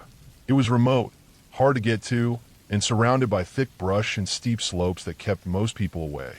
Over time, it became our little secret place. We would load up the truck with gear, hike in, and spend days just soaking up the quiet, the smells of pine and damp earth, and the occasional splash of frogs or fish in the pond. It felt like our own private world, untouched, and we liked it that way. One early morning, we decided to drive up to the clearing again. The air was crisp, still smelling faintly of the last night's rain, and the forest was heavy with that quiet calm that only comes before sunrise. We pulled the truck into the small clearing near the pond, the one we had parked in dozens of times before. It was strange, though. This time we weren't alone. 2 mountain lions were there, right in the middle of the clearing. They were caught up in mating, completely unaware of us, and it was one of the most intense and unnerving sights I've ever seen. The sheer size of them, the raw power and the stillness of the forest around them, it all made me freeze. My first instinct was to turn around and leave. This wasn't just wildlife. This was something primal, something that reminded me how small we really are. But we didn't leave immediately. Something kept us rooted there, a mix of curiosity and the disbelief that we were actually witnessing something so rare. We watched quietly from inside the truck, keeping the windows up so as not to disturb them. The mountain lions finished quickly, and then something remarkable happened. They didn't run off immediately. They just lingered, moving with that slow, deliberate grace that makes you realize predators are in total control of their environment. Their eyes scanned the clearing, muscles tense slightly, ears twitching to every sound. There was beauty in it, but also an edge that kept me on alert. About 10 minutes passed, and then the mood of the clearing changed. The lions perked up, ears swiveling, bodies stiffening. Something had made them uneasy. We couldn't hear it from the truck, but whatever it was, it sent a ripple through the predators. Then, in a flash, they bolted, disappearing into the forest as silently as shadows. We strained to see what had startled them. That's when the chaos erupted. From the direction the lions had fled, 3 deer came running into the clearing, their legs pumping frantically, nostrils flaring. They were followed closely by a massive black bear, moving fast, heavy, and terrifying. The deer were frantic, weaving through the trees and undergrowth, trying to dodge the bear, but the forest gave the bear cover and leverage. It was the most intense display of raw nature I've ever seen. My heart was pounding so hard I thought it would burst. We were trapped in the truck, and for once, that confinement felt like a blessing. Being outside would have put us directly into chaos, but from inside the truck, we could observe and barely comprehend the violent ballet playing out just a few dozen yards away. The bear chased the deer for what felt like an eternity, though in reality, it was only a minute or two. The forest was alive with sound, snapping branches, the pounding of hooves, and the deep, resonant growls of the bear. Eventually, the deer scattered into the deeper trees, too fast and small for the bear to follow effectively. The bear, realizing the chase was over, stopped abruptly, sniffed the air, and then wandered back into the forest, a massive, solitary presence that seemed to dominate everything it touched. The clearing returned to silence, only the faint rustle of leaves in the wind. My friend and I sat there, speechless, absorbing what had just happened. We didn't even move for a few minutes. It wasn't fear exactly, though there was that, but more a deep, reverent awe for the unpredictability of nature. In a place we thought we could safely explore and enjoy, we had seen a raw display of survival, of life and death happening all around us. No story, no conversation could ever match the intensity of those few moments. Eventually, we realized we weren't going to set up camp that day. The energy of the clearing had changed. It wasn't dangerous in a predictable way like a storm or rough terrain. It was wild and untamed, in a way humans are never meant to fully control. We packed up slowly, careful not to disturb the wildlife that might still be nearby, and drove back down the rough trail to the main road. The forest seemed quiet, almost normal, but I knew it had been different. That day, I understood how easily human perception can be shattered by the real rhythm of the wild. We haven't been back to that spot since. Every time I think about it, I remember the mountain lions frozen in the clearing, the deer running for their lives, and the bear, immense and terrifying, moving like a force of nature itself. That place remains untouched in my memory, a reminder that the forest has its own rules, and that sometimes the best thing you can do is watch quietly and leave. The experience didn't scare me in the traditional sense, but it left a mark, a respect for the raw, untamed life that exists just beyond the edges of the world we think we control. Even now, I still think about that morning every time I drive past a forest or hear a deer rustle in the undergrowth. That spot, that clearing and pond, exists in my mind as both beautiful and dangerous, a memory I wouldn't trade for anything, and yet a place I will never try to reclaim. It's a wild memory, a sharp edge in the otherwise soft blur of life, and it's exactly why we didn't go back. The forest had reminded us that some places are meant only to be seen, never touched.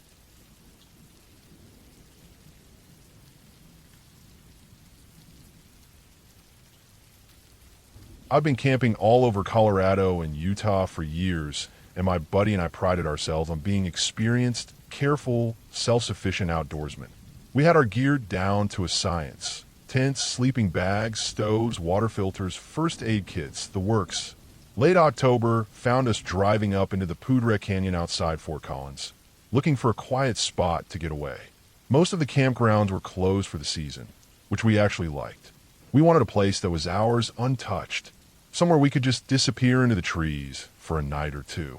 We found a random pull-off along a barely maintained dirt road. It wasn't much, just a small clearing tucked between tall pines and scrubby aspens, but it was enough for our 2 tents. The sun was fading, the air already crisp with that early mountain chill. And as soon as we stepped out of the truck, there was this strange feeling in the place. Not exactly fear, more like a deep, uneasy stillness.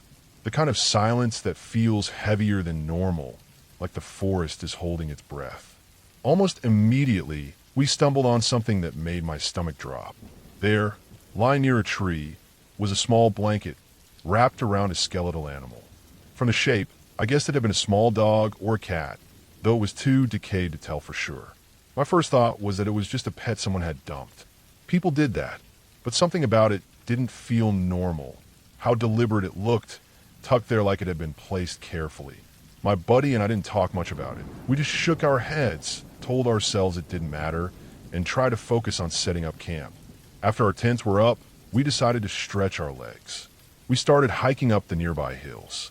The terrain was rough, the kind of steep, rocky incline that makes you question every step if you're not paying attention. We came across an abandoned tent, wrapped around a tree, halfway up one of the slopes. At first glance, I thought we were going to find a body inside. My heart raced, and my mind went through every possible scenario, most of them bad. But when we cautiously opened it, there was nothing alive, nothing human. Just a few notebooks, weathered and yellowed, and a sleeping bag that smelled faintly of mildew. Whoever had been there had left in a hurry, or maybe just moved on. The tent was strange, out of place, but not threatening. We started heading back down the slope, the descent far steeper than we had anticipated. Loose rocks and dry soil made each step a calculated risk. About halfway down, a smell hit us, a sharp, unmistakable stench of death. My stomach turned over. The smell wasn't faint.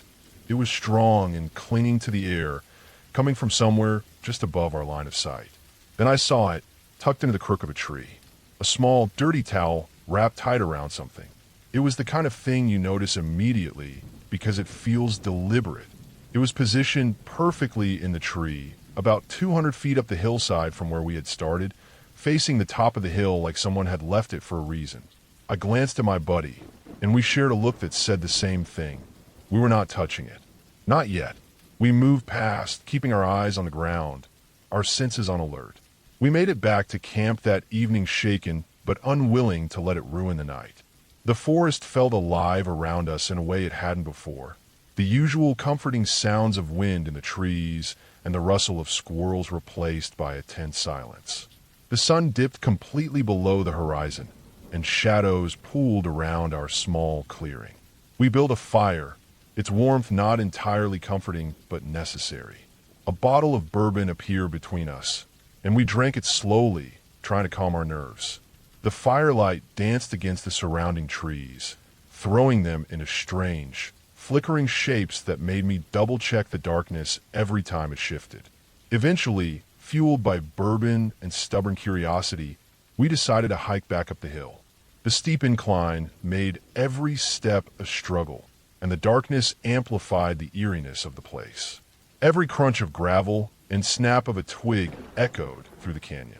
When we reached the towel, it felt almost ceremonial in the moonlight, unnatural in its placement. I grabbed a stick and carefully unfolded it. Inside, the smell hit even stronger, and my stomach lurched. Wrapped in that filthy towel was a very recently deceased owl. Its feathers were ruffled, its eyes wide in a permanent stare, and there was blood staining the towel. Someone had killed this animal, carried it up a steep, precarious slope, and positioned it there with intention. There was no logic, no reason, just something calculated and unsettling. We didn't linger. We hiked back to camp in silence, each of us lost in our own thoughts. The forest no longer felt like a place of refuge. It was just a place where someone had left their mark. We finished the rest of the bourbon and stared into the fire, unable to shake the feeling that we weren't alone, even though we couldn't see anyone. Morning came, pale and cold. The first light revealed the forest as it truly was, not the nightmarish version the darkness had conjured. The owl, the skeletal animal, the abandoned tent. They were all reminders of human presence, human strange behavior, not ghosts or monsters. We packed up slowly, double-checked our gear, and left that spot behind. On the drive back, the canyon seemed normal again, quiet and serene. But I knew I'd never forget that spot.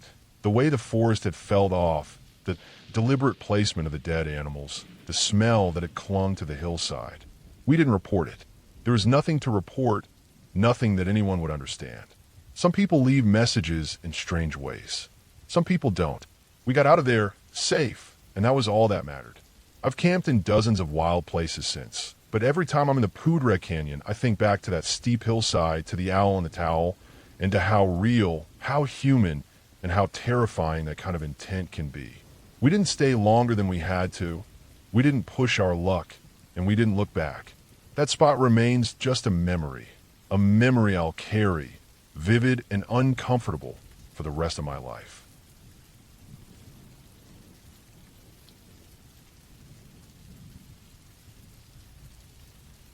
I was traveling alone through the Olympic Peninsula, moving slowly and without a plan, just following roads and signs when they felt right. It was mid-fall, that strange time when summer heat still lingers, even though everything else says it should be cold.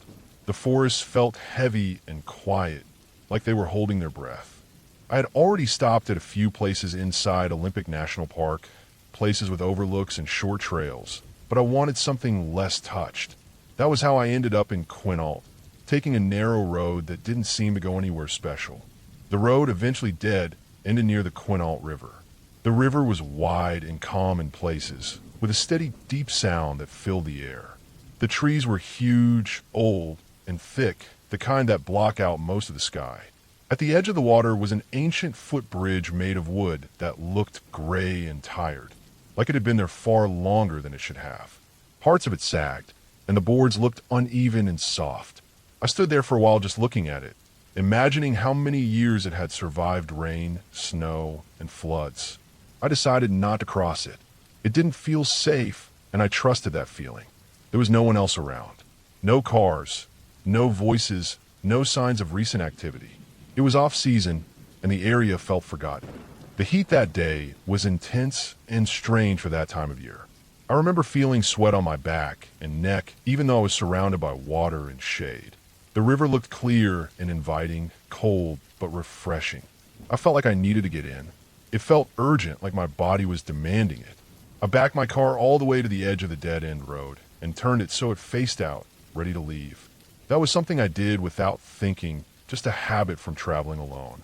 Then I grabbed my towel and walked into the brush. There was no trail. The ground was uneven and slippery, covered in leaves and roots. I had to push through thick bushes and step carefully down a steep embankment. It scratched my arms and legs, and I could smell wet earth and plants crushed under my feet. When I reached the riverbank, I realized I didn't have a swimsuit. I hadn't planned on swimming. I looked around again. Nothing moved. No sounds except the river and the occasional bird far away. I took my clothes off anyway and left them in a small pile with my shoes. I stepped into the water slowly. It was cold enough to take my breath for a moment. Then it felt amazing. The heat drained from my body and my muscles relaxed. I swam for a few minutes, floating and letting the current brush past me. Almost immediately, I felt like I was being watched. It wasn't a thought so much as a physical feeling like pressure on my skin. I kept telling myself it was nothing. I was alone in the middle of nowhere. There was no reason for anyone else to be there. Still, the feeling didn't go away. It got stronger, sharper. I stopped swimming and stood in the water, listening. Everything sounded the same, but my body felt wrong, tense and alert. After about 5 minutes, I couldn't take it anymore. I turned toward the bank and climbed out of the river. My skin was cold, and my hands were shaking slightly. I turned my back to the far side of the river and walked toward my clothes, trying to calm myself. I bent down to grab them, and something made me look up. Across the river, higher up on the opposite embankment, a man was standing in plain view. He was tall and thin, but solid like someone who lived hard. He wore a poncho made from animal pelts, uneven and dirty. His hair was long, tangled, full of sticks and dried leaves. His skin looked darkened and rough, like it had seen years of sun and weather. He didn't look surprised to see me. He looked like he had already been watching for some time. We stood there staring at each other. I couldn't move. I couldn't breathe right. My mind went completely blank except for fear. The river felt suddenly too small, like it wasn't protection at all. After what felt like forever, his body changed. He moved fast, frantic, turning and running toward the footbridge. My fear exploded into action. I grabbed my car key and tried to grab my clothes and shoes, but they were tangled in thick blackberry vines. The thorns caught the fabric and my fingers. I didn't waste another second. I left everything behind and ran.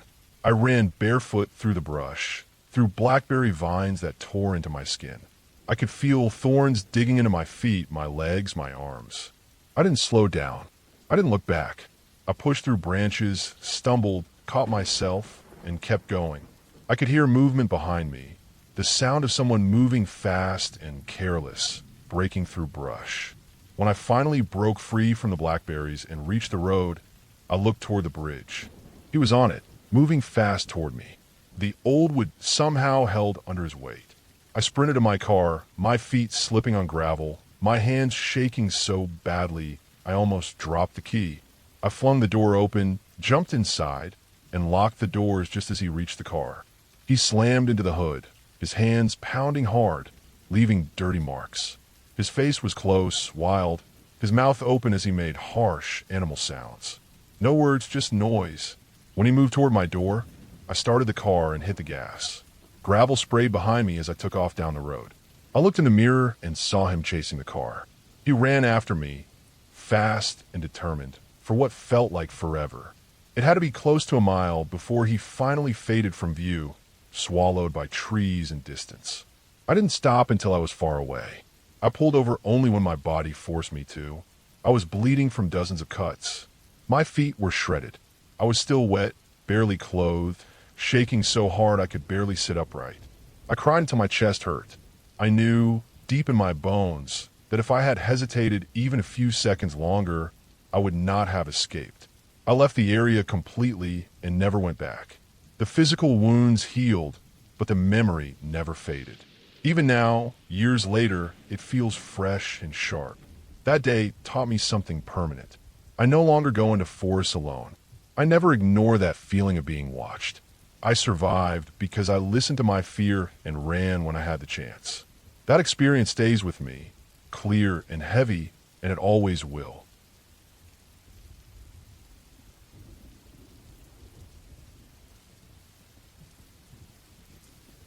I remember one particular week on duty that still sticks with me, not because it was dramatic or life-threatening in the traditional sense, but because of how completely it tested my attention, patience, and awareness as a park ranger. I was stationed at a large state park in the Appalachian region, a place where rolling hills merge into dense hardwood forests and narrow creeks carve small valleys that almost look untouched by human hands. Most days were routine. I spent hours patrolling trails, inspecting campgrounds, checking on beaver activity along streams, and keeping an eye out for any signs of illegal hunting or off-trail hikers. But that week, everything seemed a little different, like the park had slipped into a rhythm that required a kind of attention I rarely needed before.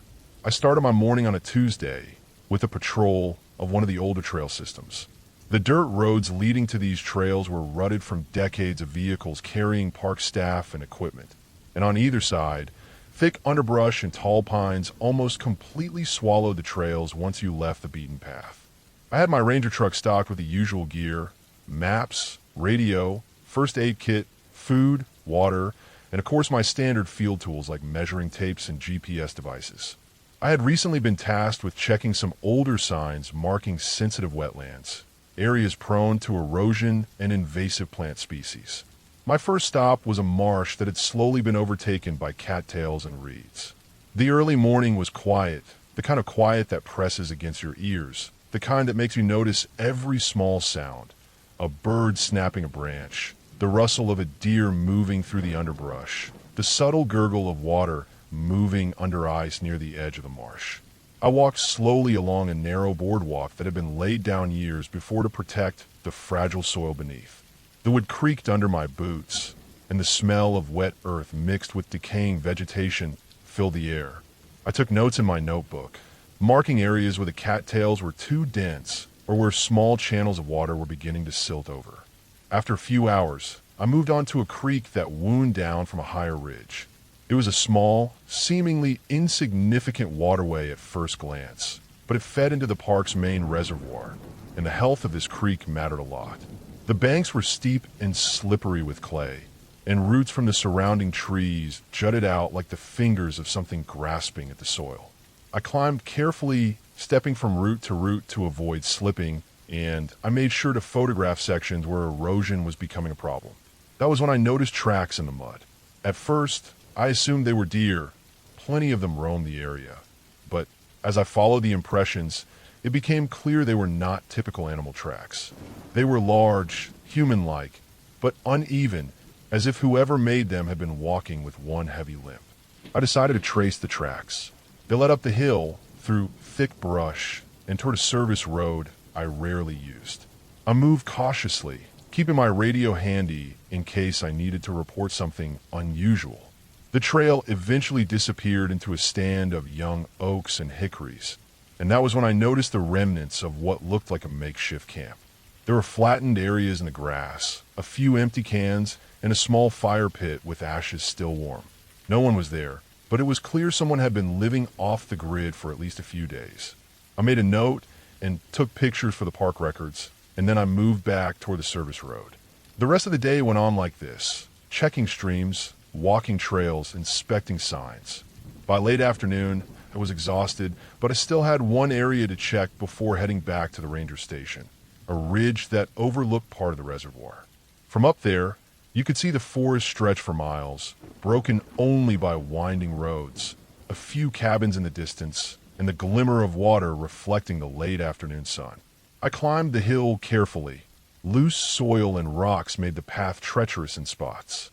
At the top, I took a long moment to breathe and scan the forest below. That was when I noticed movement, someone coming down a trail on the far side of the ridge. They were dressed in muted colors, blending into the forest, and they moved deliberately, almost cautiously. I stayed where I was, observing. They didn't seem aware of me. After a few minutes, they disappeared behind a stand of pines. I radioed the station to report a possible unauthorized visitor and noted the approximate location and time. It wasn't dangerous at that moment, but the park had rules about staying on trails, especially in areas with sensitive habitats. By the time I got back to the station that evening, the sky was turning shades of deep orange and purple, the forest quiet again, except for the occasional birds settling in for the night.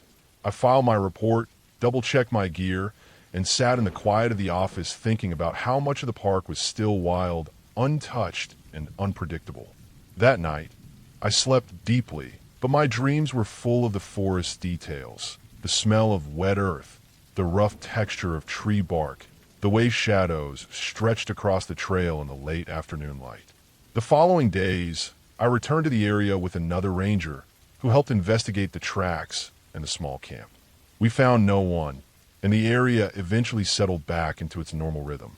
But I never forgot that week because it reminded me how much responsibility comes with the role of a park ranger. It's not just about guiding visitors or enforcing rules. It's about understanding the land, respecting its wildness, and noticing the smallest details that can make the difference between a healthy ecosystem and a damaged one. That week, the forest had reminded me of that lesson in every footstep, every bird call, and every ripple in the water. By the end of the month, the park felt familiar again, routine almost, but I carried with me a deeper appreciation for the work we do, the people who sometimes venture off trail, and the land itself. The forest doesn't forgive mistakes or neglect, and it doesn't announce its warnings. It only reveals them to those who are paying attention. That week, I had been paying attention, and I had learned a lot in ways that no checklist or inspection report could ever capture.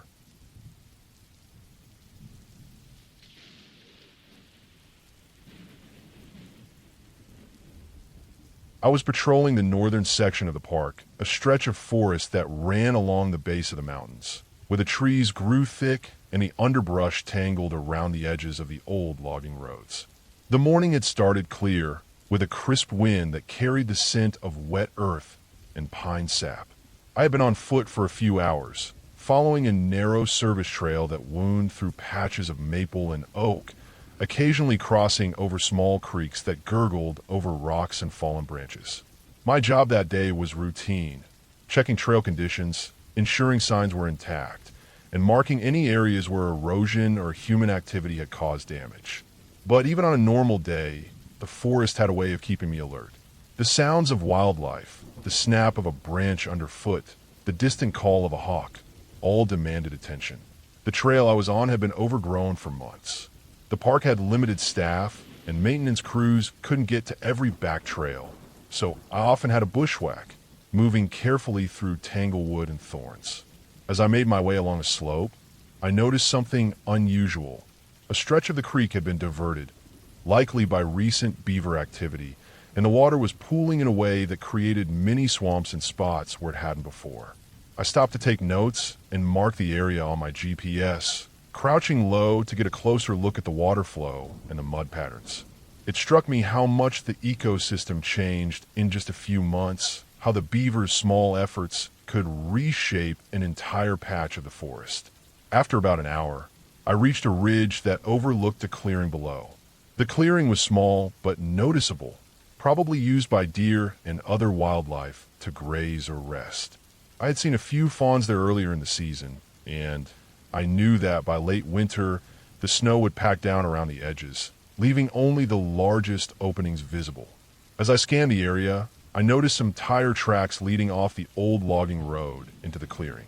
They were recent, fresh enough that the soil hadn't fully settled. That immediately set off alarms in my head. Motorized vehicles weren't allowed in this section of the park. People sometimes disregarded the rules, but usually they stuck to main roads or the edges of the park.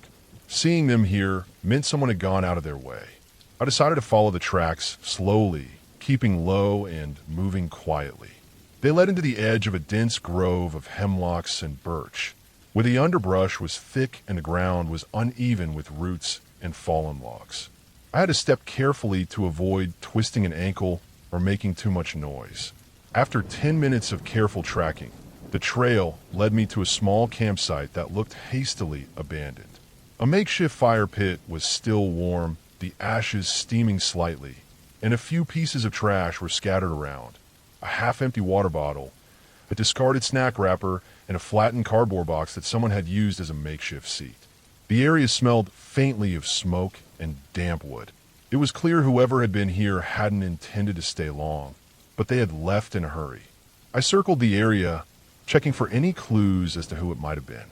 A few footprints led toward the creek, but they quickly disappeared into the mud. I snapped a few photos for the report, noting the location, the condition of the site, and the presence of any potentially hazardous items. The clearing was quiet again, but I could sense that it had just been alive with human activity. My mind raced through possibilities. A group of teens camping without a permit, someone poaching, or maybe a hiker who hadn't realized the rules. Regardless, my duty was clear. I needed to document it and alert the ranger station to ensure no one returned without permission. I spent another half hour surveying the surrounding area, making sure there were no hidden paths or secret trails leading deeper into the forest. I marked the campsite with GPS coordinates and left a small, biodegradable tag to help the follow-up team locate it. The forest around me was peaceful again, the wind rustling through the trees, birds calling to one another, and the creek continuing its quiet, constant flow. It was a reminder of why I love this work. Every day brought new challenges, new puzzles to solve, and always the chance to witness nature in a raw, unfiltered state. By the time I headed back to the main road, the sun had moved higher, casting longer shadows across the trail. I walked at a steady pace, my boots crunching over fallen leaves and loose gravel. The tires' tracks and footprints faded behind me, erased slowly by wind and the movement of wildlife. I reached my patrol truck, checked in with the station, and submitted my report along with the photos and coordinates. The team agreed to send a follow-up patrol to investigate further, making sure the area remained undisturbed and safe. Driving out of the northern section, I reflected on the day. Even without the drama of an emergency or a lost hiker, the forest had tested my attention to detail and my patience. It reminded me that being a park ranger wasn't about adventure stories or heroic rescues. It was about vigilance, responsibility, and respect for the land. Every small observation mattered. Every record kept could prevent future damage, and every careful step ensured the park stayed as it was meant to be. By the time I reached the ranger station, the sun was warm on my shoulders, and I felt the familiar satisfaction of a day spent doing exactly what I was meant to do. The forest was quiet behind me, but I knew it would continue to change, shift, and surprise anyone willing to notice. And I would be there, walking its trails, keeping watch.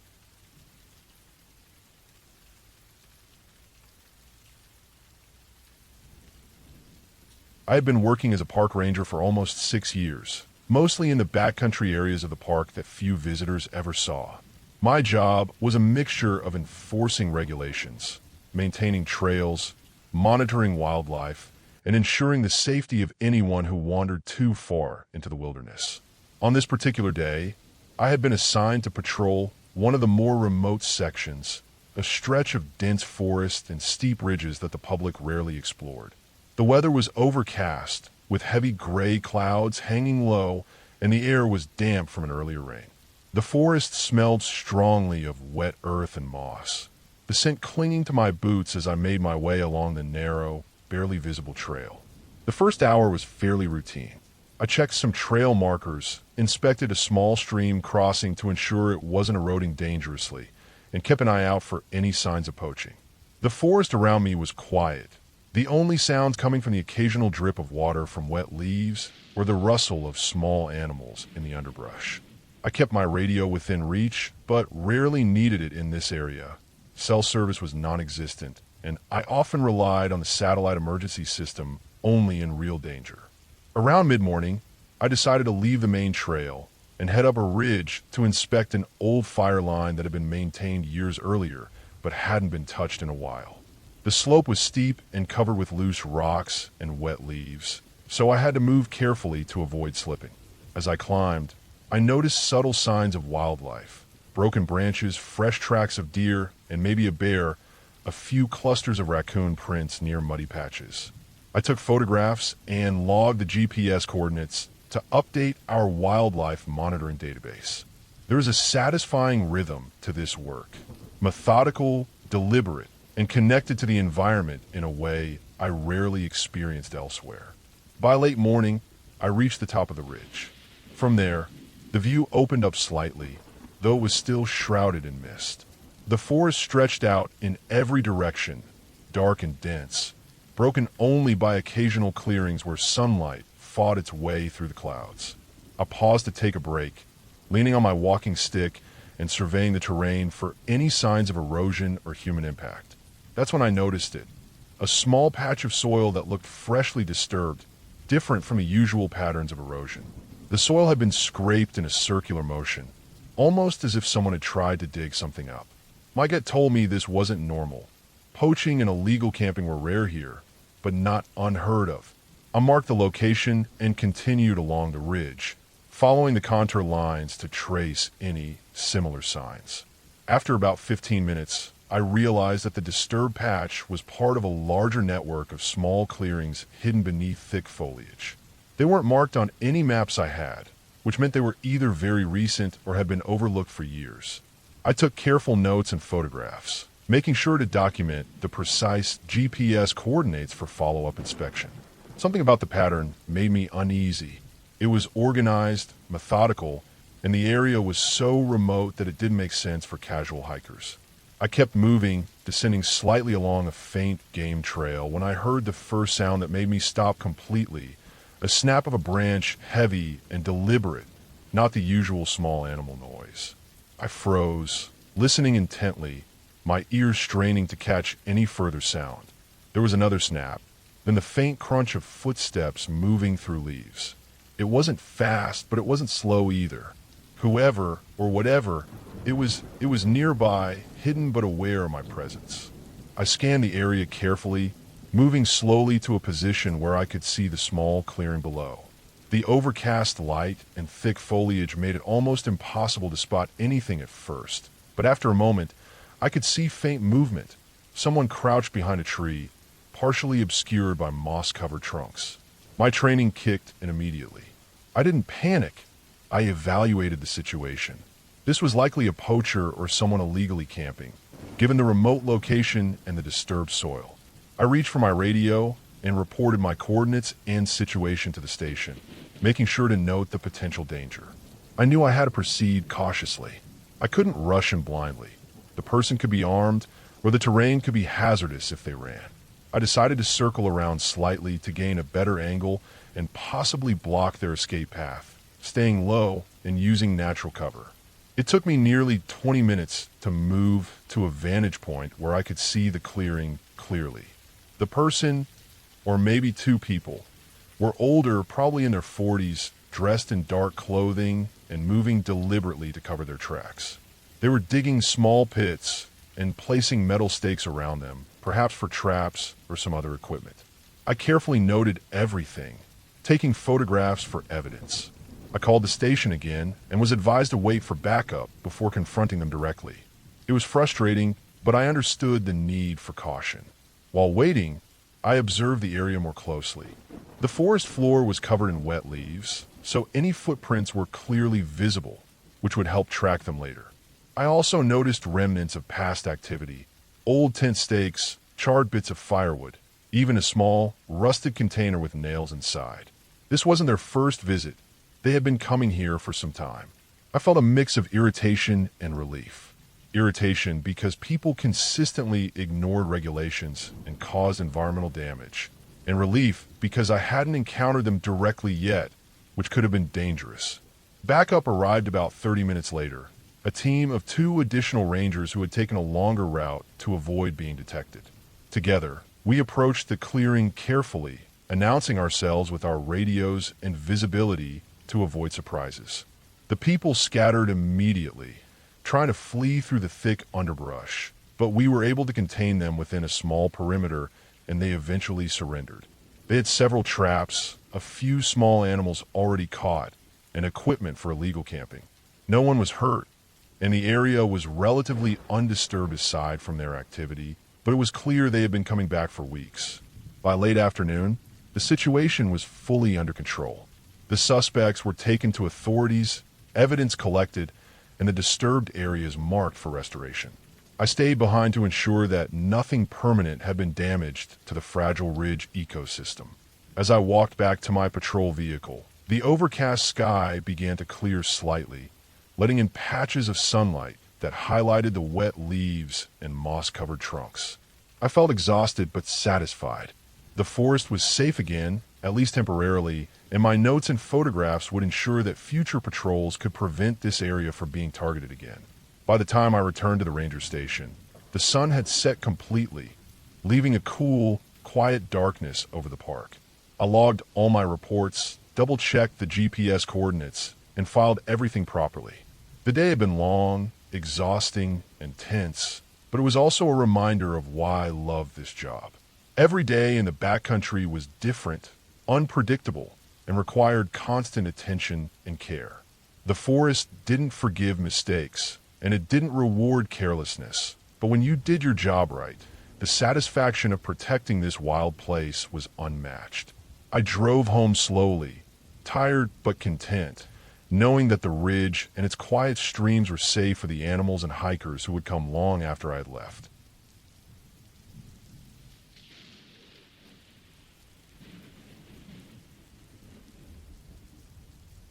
I was finishing my morning rounds in the park, a vast stretch of forested hills and wetlands that most people only ever glimpse from a main road. It was early spring, and the air was still crisp, carrying the faint scent of damp earth and pine.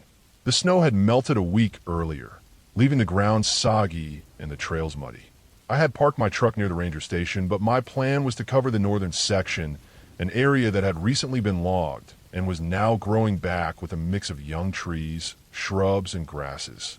I grabbed my map, GPS, and the standard ranger pack I carried everywhere: water, first aid kit, radio, and a notebook. My goal was to check trail markers, look for any signs of illegal activity, and make sure the streams running through the area were clear of debris. The northern section was quieter than the southern parts.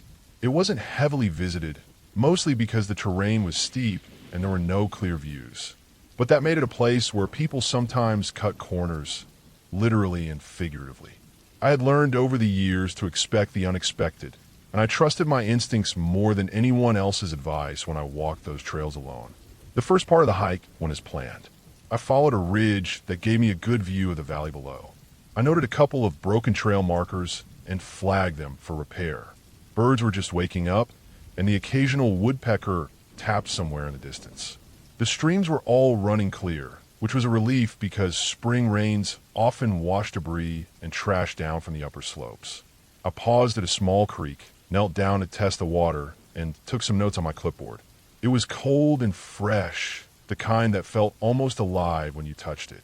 After about an hour, I veered off the main path to check a section where a small beaver pond had been forming last year. It was tucked into a low-lying area behind a ridge, and you had to follow a narrow game trail to get there.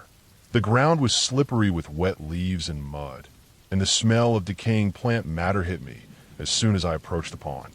That's when I noticed something unusual.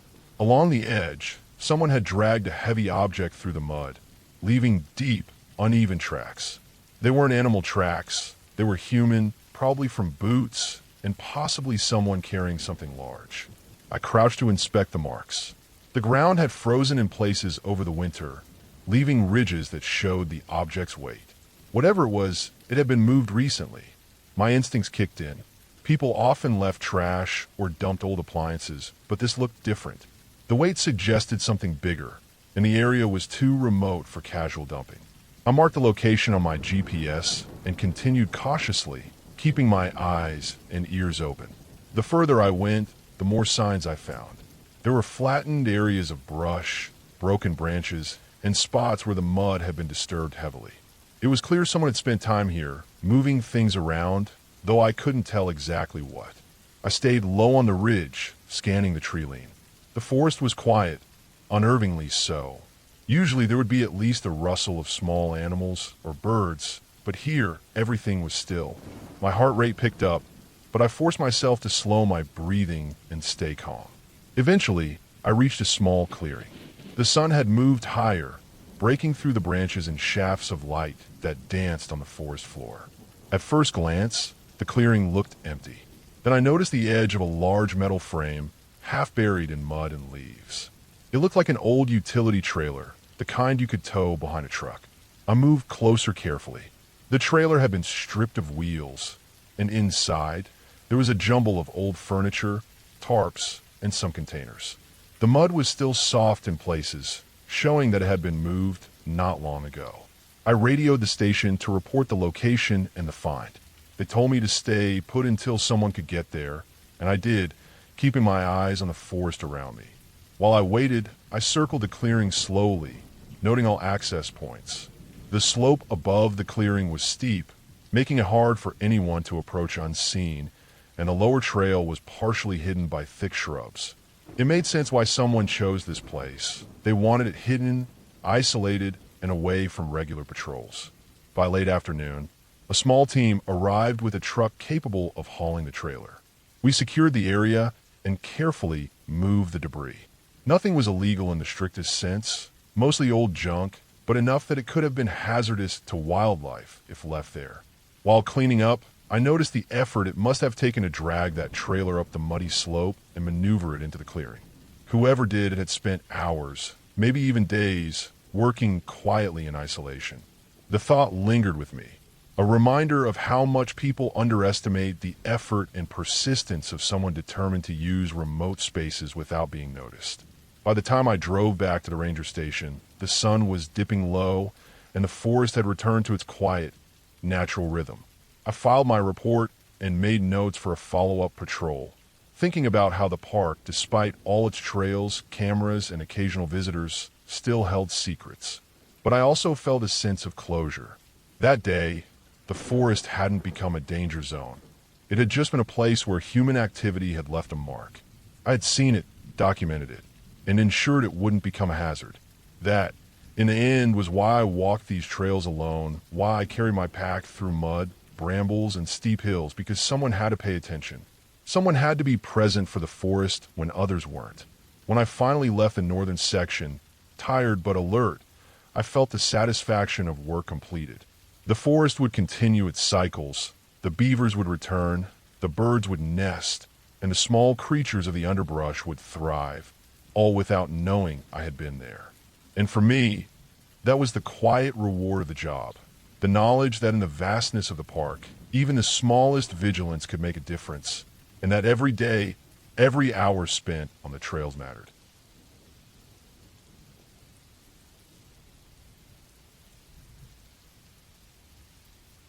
I had been working as a park ranger in the Allegheny Mountains of Pennsylvania for nearly 5 years when one of the most intense experiences of my career happened. It wasn't anything supernatural or out of a storybook. It was pure, unfiltered reality, and it tested my patience, judgment, and endurance in ways I had never expected. I had spent the morning checking trail conditions along the northern section of the park, an area known for steep ridges, dense undergrowth, and a scattering of old logging roads that had mostly been reclaimed by the forest. By midday, the sun had broken through the clouds and poured light across the hillside, turning wet leaves into bright patches of gold and green. I had been walking the trail alone, marking fallen trees and erosion points with flagging tape, when I noticed a group of tire tracks on one of the narrower dirt roads that cut through the park. The tracks were fresh, probably from earlier that morning, and they led deeper into a section of the park that had been off limits for decades because of unstable slopes and old mining operations. Curiosity and duty pushed me to follow them. I always had my standard ranger gear with me, a fully loaded backpack with first aid, a GPS unit, water, snacks, my map case, and my radio, though coverage in that section was spotty at best. The tracks led me through a stand of hemlocks, over a small stream fed by mountain seeps, and finally to a clearing I had never seen before. The clearing was small, perhaps 30 feet across, surrounded on 3 sides by steep ridges and thick underbrush. In the center was an abandoned pickup truck, rusted and clearly stuck in mud that had gathered in a natural depression over the years. The tires were half submerged, and it looked as though it had been there for at least a month. I took out my notebook and started sketching its position relative to the ridge lines and the surrounding trees, marking it as a potential hazard site for my report. While examining the truck, I noticed something unusual, tire tracks leading away from it, deeper into the woods. The tracks were fresh, far fresher than the ones that had brought me here, and they were narrow, like a single ATV or a small utility vehicle. That was when I realized someone had been here recently, and they had ventured into the most dangerous part of the park, an area prone to rock slides, unstable soil and hidden sinkholes. My first thought was safety. Whoever it was might be trapped, lost, or injured. Without hesitation, I decided to follow the tracks. The undergrowth grew denser as I went, and the slope became steeper. I had to use my hands to pull branches aside and step carefully over exposed roots and wet rocks. My boots sank slightly into the mud, and every now and then a twig snapped underfoot, echoing unnaturally in the stillness of the forest. The tracks led me to an old logging road that was barely visible, covered in fallen leaves and debris. Here, I slowed down, scanning the ground for clues, discarded items, broken branches, or footprints. I noticed a small backpack partially hidden under a pile of leaves, ripped on one side as if it had been caught on a branch. It was empty except for a half-empty water bottle, a few granola bars, and a crumpled map. Clearly, whoever had been here wasn't expecting to be in this area for long. By late afternoon, I reached a small ridge where the tracks ended abruptly at the edge of a steep embankment. Below, there was a narrow creek barely visible from where I stood, and it looked like the vehicle or person had gone down that slope. I examined the area carefully. There were no signs of a vehicle. The tracks suggested something lighter than a car had gone down, an ATV, or even someone on foot carrying a pack. I radioed back to the main station, explaining the situation, and requested a team for a ground search in the area below the ridge. While waiting for backup, I marked the coordinates on my GPS and stayed at the top, scanning the area with binoculars. The sun was beginning to dip, casting long shadows across the landscape, and the air had cooled dramatically. When the team arrived an hour later, we began a coordinated search. The slope was treacherous. Each step had to be measured to avoid slipping. We found the person about half a mile downstream, sitting on a rock and nursing a sprained ankle.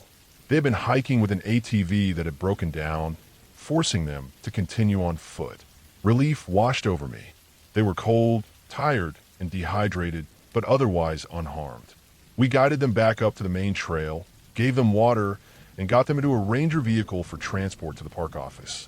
On the drive back, I thought about how quickly a simple day in the woods could turn into something dangerous. One wrong move, one unstable patch of ground, and it could have been much worse. By the time I returned to the ranger station, darkness had fully set in. I logged the incident in the official reports, noting the GPS coordinates, trail conditions, and hazards. Later, I checked on the person at the local clinic. They were recovering well, with nothing more serious than a sprained ankle and a few scratches from the underbrush. That night, as I walked the quiet halls of the station, I reflected on the day. Being a park ranger wasn't about heroic feats or dramatic rescues. It was about vigilance, preparation, and being ready to act when nature and human error collided. The forest didn't care about schedules, maps, or rules. It simply existed, and my job was to navigate its challenges safely for myself and for anyone who wandered into it. The experience stayed with me, a reminder that even the most ordinary days could contain unexpected trials, and that careful observation and a steady approach were sometimes the difference between a small mishap and a real disaster.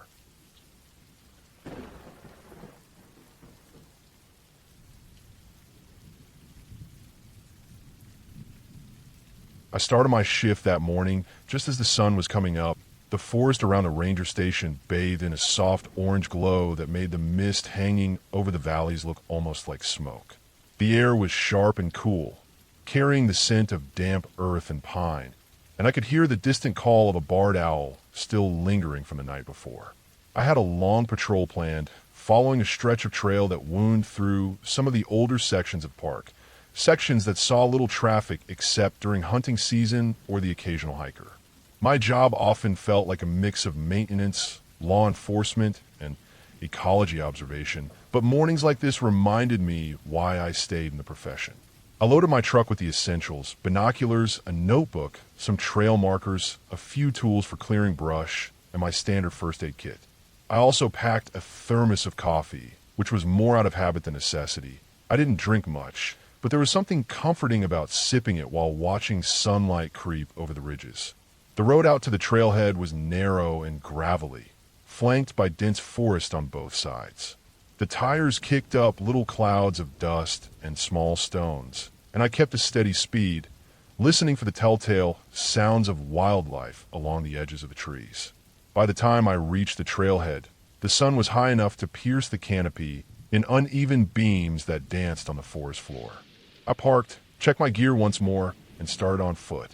The trail was overgrown in places, the result of a mild winter and minimal spring maintenance. And I spent the first hour trimming small branches and brushing aside fallen leaves to keep the path passable. As I moved, I kept an eye out for any signs of erosion or damage to the trail itself. Part of being a ranger wasn't just keeping the trails open, it was understanding how the forest responded to both natural and human pressures. I reached a steep incline where the trail followed a creek that tumbled down the hillside, forming a series of small waterfalls. The sound of rushing water filled the air, masking other noises, and the rocks were slick with moss. I slowed my pace, careful to plant my feet securely on each step. I noticed a patch of disturbed soil near one of the smaller falls.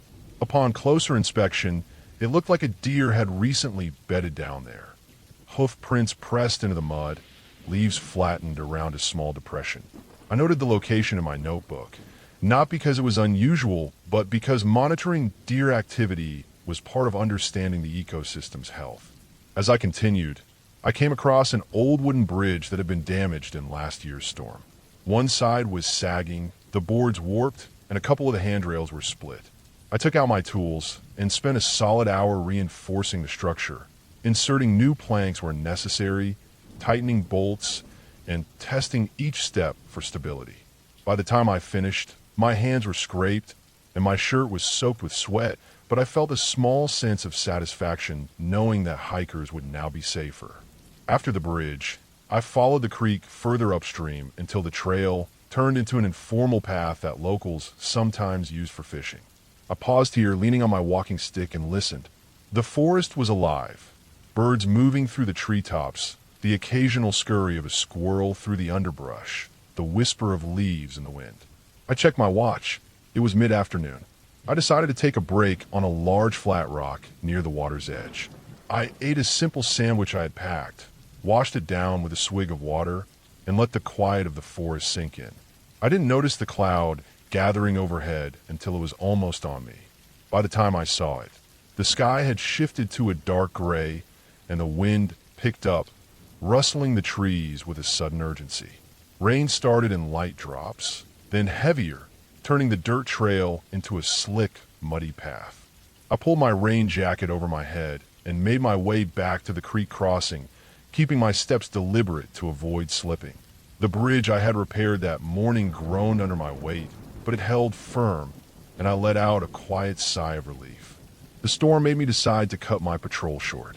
I turned back, following the trail downhill toward the ranger station. Along the way, I noticed debris from the storm, broken branches, small rocks that had rolled down the hillside, and a section where the creek had overflowed its banks. I spent extra time clearing the worst of it, knowing that someone might be hiking the trail in a day or two and could be caught off guard. By the time I reached my truck, I was wet, muddy, and exhausted, but the park was safer because of the work I had done that day. Driving back to the station, I thought about the day as a whole.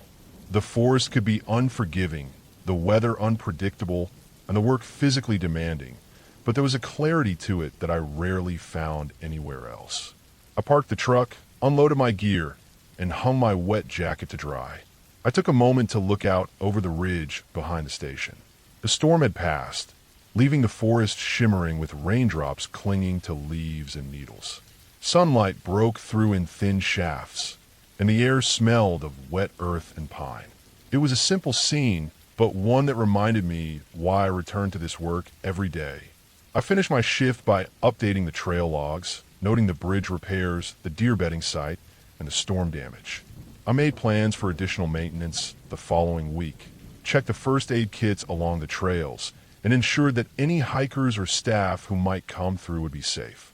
It was routine, maybe even mundane, but in that routine, I felt the quiet satisfaction of knowing that the park would remain a place where people could connect with nature safely. And as I locked up the station and headed home, The forest behind me looked peaceful and intact, a living system that for now was still thriving under my watch.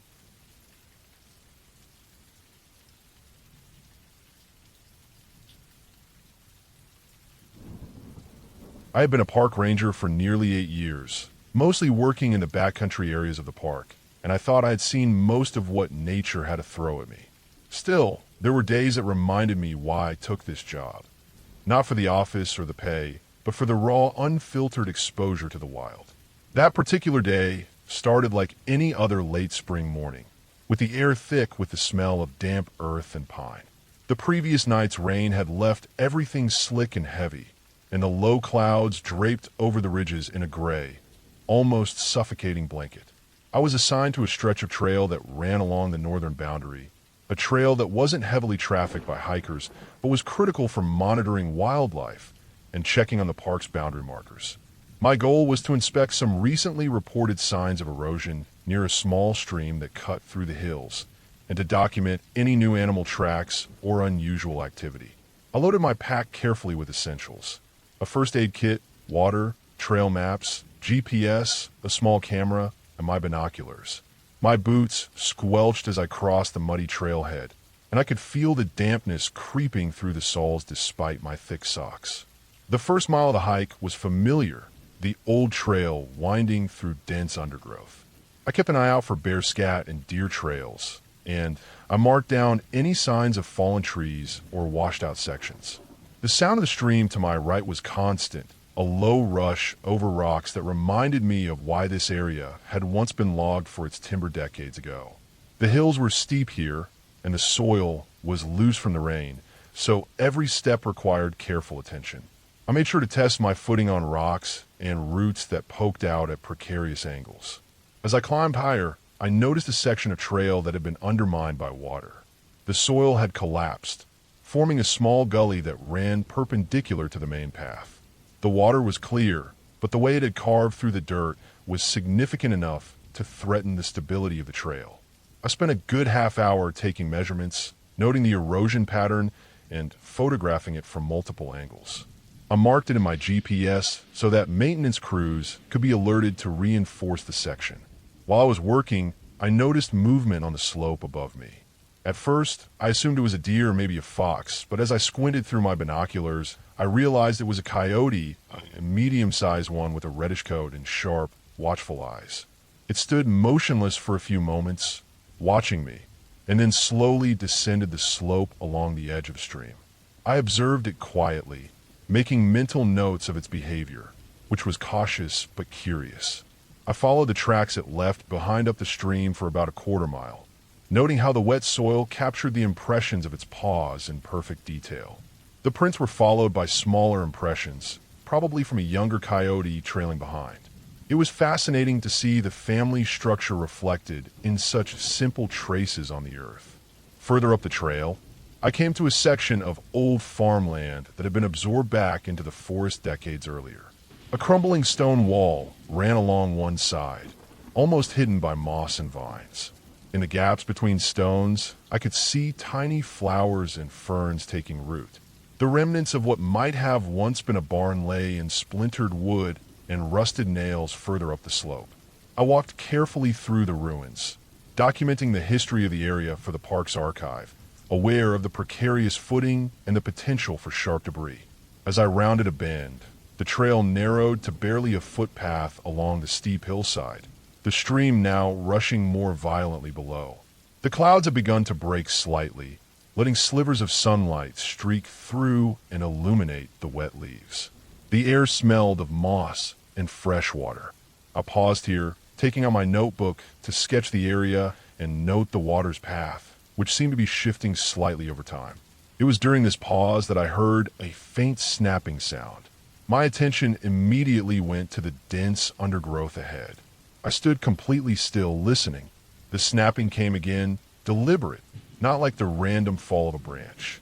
I shifted slightly and saw a flash of brown moving against the forest floor. It was a deer, probably spooked by my presence, darting through the trees with a fluid grace that always impressed me. Its hooves kicked up mud and leaves, and within seconds, It had vanished around a bend in the trail. I decided it was best to begin my return before the sun fully disappeared behind the clouds. The trail was treacherous in sections, and I wanted to avoid any slips in the slippery soil. I carefully retraced my steps, stopping again at the erosion site to double-check my measurements and ensure my markers were secure. By the time I reached the trailhead, the light had shifted to a muted gold, filtering through the low clouds and casting long shadows across the muddy path. I was soaked from sweat and the occasional splash of stream water, but satisfied. The day had yielded everything I had hoped for. Observations of wildlife, detailed notes on trail erosion, and documentation of historical ruins. Back at the ranger station, I unloaded my pack, cleaned my boots, and began entering my notes into the system.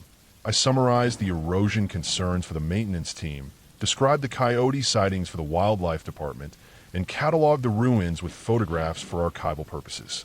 By the time I finished, the sun had fully set and the station was quiet. I made myself a cup of coffee, sitting back in a chair with a tired but contented sigh. It wasn't a day of heroic rescues or dramatic confrontations with nature. There were no near-death experiences, no encounters with humans lost in the backcountry. But it was exactly the kind of day that reminded me why this job mattered. The meticulous observation, the quiet immersion in the wild, the connection to the history and present of the land I was charged with protecting. I felt the satisfaction that came from doing the work thoroughly, responsibly, and with care. And as I looked out the window at the darkening forest, I knew that tomorrow would bring another day, another section of trail, another opportunity to witness and preserve the natural world in its raw, unpolished reality. That sense of purpose, grounded and simple, was enough.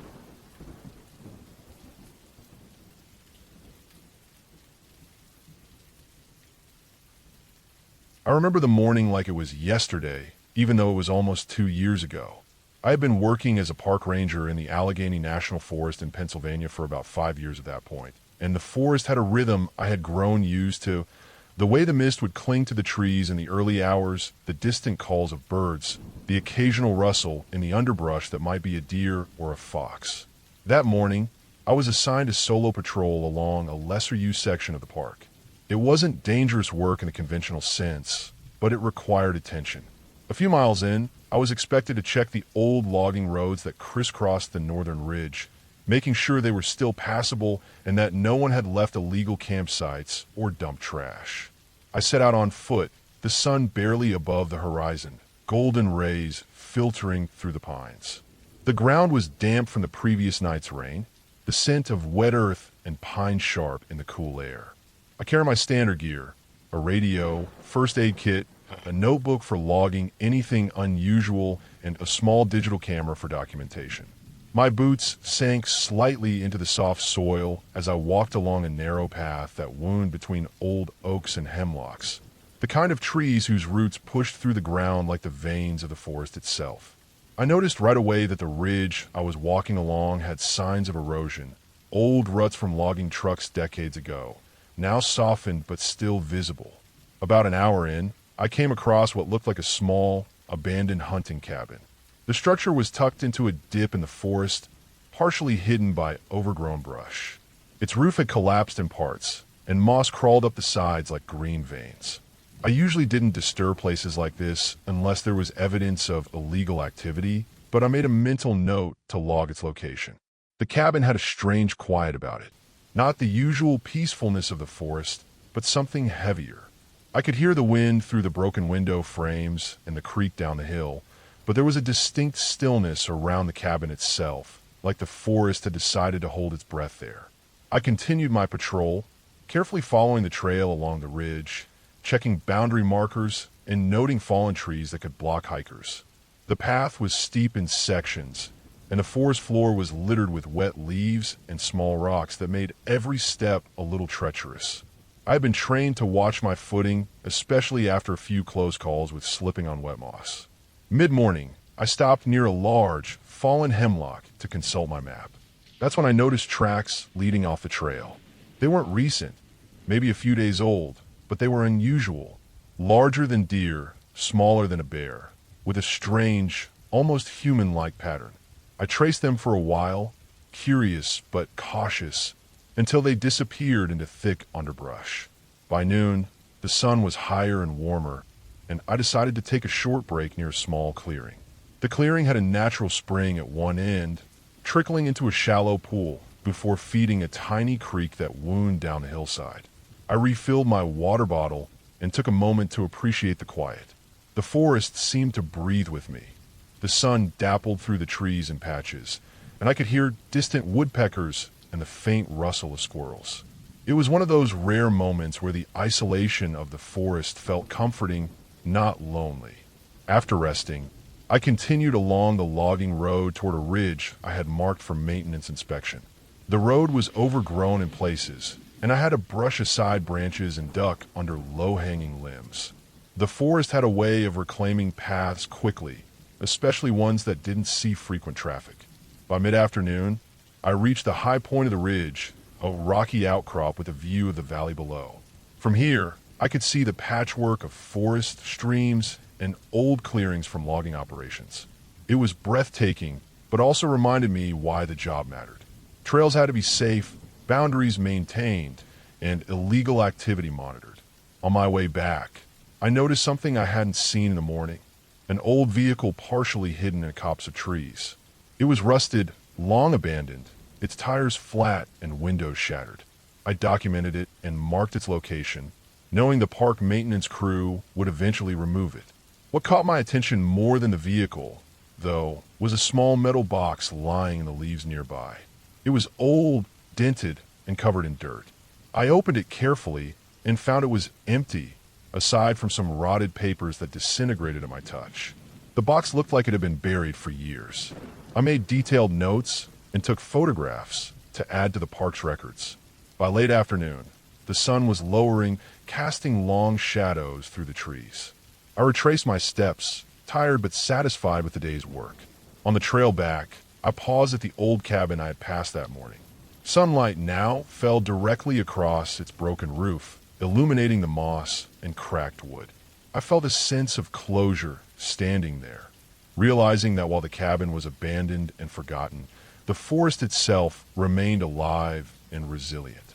Everything I had seen that day, from the tracks in the mud to the hidden vehicle and the spring-fed clearing, was part of a living system, delicate but persistent.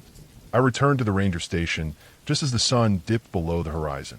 The forest was quiet now, the day transitioning into night.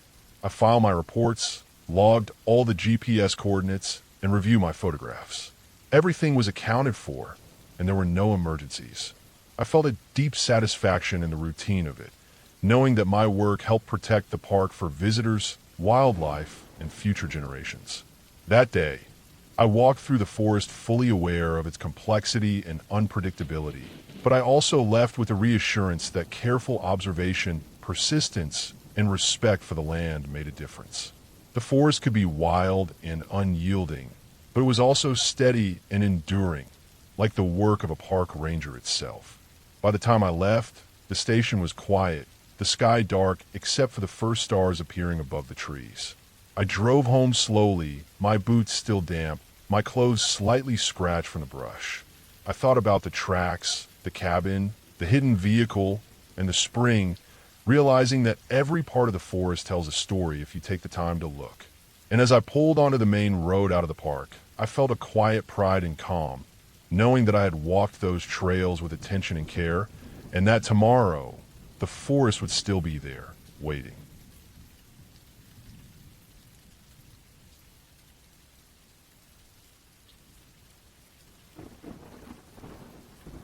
I remember one summer when I was working as a park ranger in a section of Pennsylvania that was mostly old-growth forest and scattered wetlands.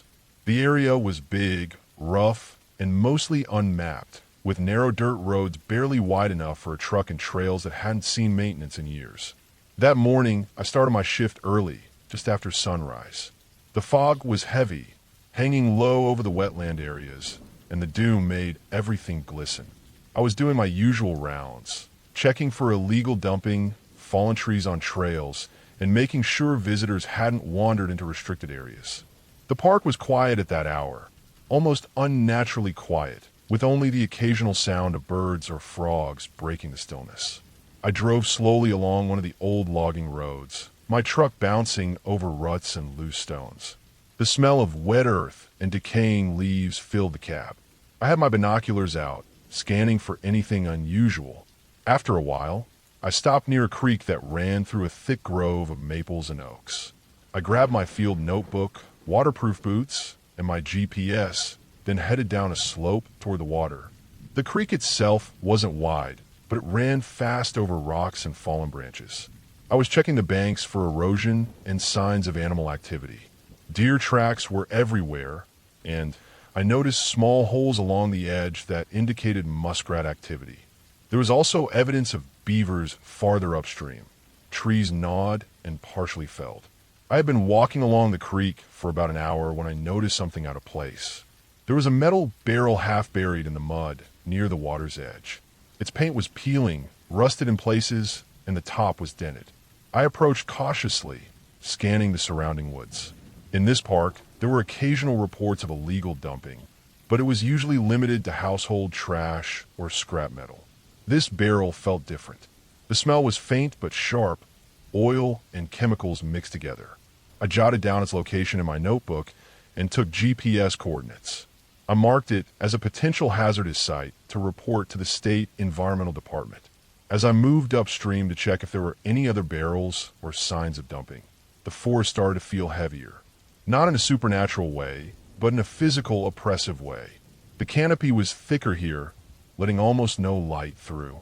The ground was soft and uneven, and every step sank slightly into moss and wet leaves. I had to watch my footing constantly. About 20 minutes later, I came to a small clearing with a shallow pond fed by an underground spring. The pond was mostly overgrown with cattails, but I could see the water glinting in small patches. It was here that I noticed something that made my heart rate pick up slightly, a tarp partially hidden under the reeds, secured with rocks. I approached slowly, careful not to disturb anything unnecessarily. Pulling aside the reeds and mud, I discovered more barrels, 5 in total, all similar in size to the first. Some were sealed, others had dents and cracks. The smell was stronger here, and I realized that the liquid inside one of the cracked barrels was leaking into the pond. My training kicked in immediately. I knew this could be a serious environmental hazard. I took photographs, recorded the coordinates, and made detailed notes in my notebook. Then I radioed the main office, explaining the situation. They told me to stay put, keep a safe distance, and wait for the environmental response team. While I waited, I surveyed the surrounding area. The forest around me was still and quiet, except for the occasional splash of a frog or rustle of a small animal in the undergrowth. I realized that if these barrels had been here for a while, the contamination could be affecting wildlife and the spring that fed downstream. My mind started racing with all the consequences, the impact on fish, frogs, and even the plants. It was one of those moments when the weight of responsibility hits hard. I had to make sure no one came near this area until the proper authorities arrived. By mid-afternoon, a team of environmental specialists arrived, wearing protective suits and carrying equipment to safely remove the barrels. They tested the liquid and identified it as a mix of old industrial chemicals, likely dumped illegally by someone trying to avoid disposal costs. The cleanup was going to take weeks, and the area would need careful monitoring for contamination. I stayed there for a while, assisting them and making sure no curious hikers wandered into the area. By the time they finished their initial assessment, the sun was lowering and the forest had a warm golden glow through the trees. Walking back to my truck, I reflected on how easily something hidden in the woods could go unnoticed for years, and how vital our work as rangers really was. It was exhausting, dirty, and sometimes frustrating work, but it mattered. That day, I realized that being a park ranger wasn't just about patrolling trails or helping lost hikers. It was about protecting the environment in ways most people would never see or understand. By the time I drove out of the forest and back to the main station, the sky was a deep orange and pink. I filled out my final reports, attached photographs, and noted every detail for the state agencies. It wasn't a dramatic story with danger or heroics, but it was real, and it had a clear impact. Weeks later, I returned to the site with the cleanup crew. The barrels were gone, the pond restored, and monitoring equipment in place. Seeing the area return to normal, watching wildlife slowly return to the pond, I felt a quiet satisfaction. It reminded me that this job wasn't about glory. It was about doing the right thing, protecting something bigger than myself, and leaving the forest a little better than I found it. That day stayed with me for a long time, not because of fear, but because of responsibility. The forest didn't forgive negligence, and it didn't reward laziness. It demanded attention, care, and respect. And as a park ranger, that was exactly what I had to give.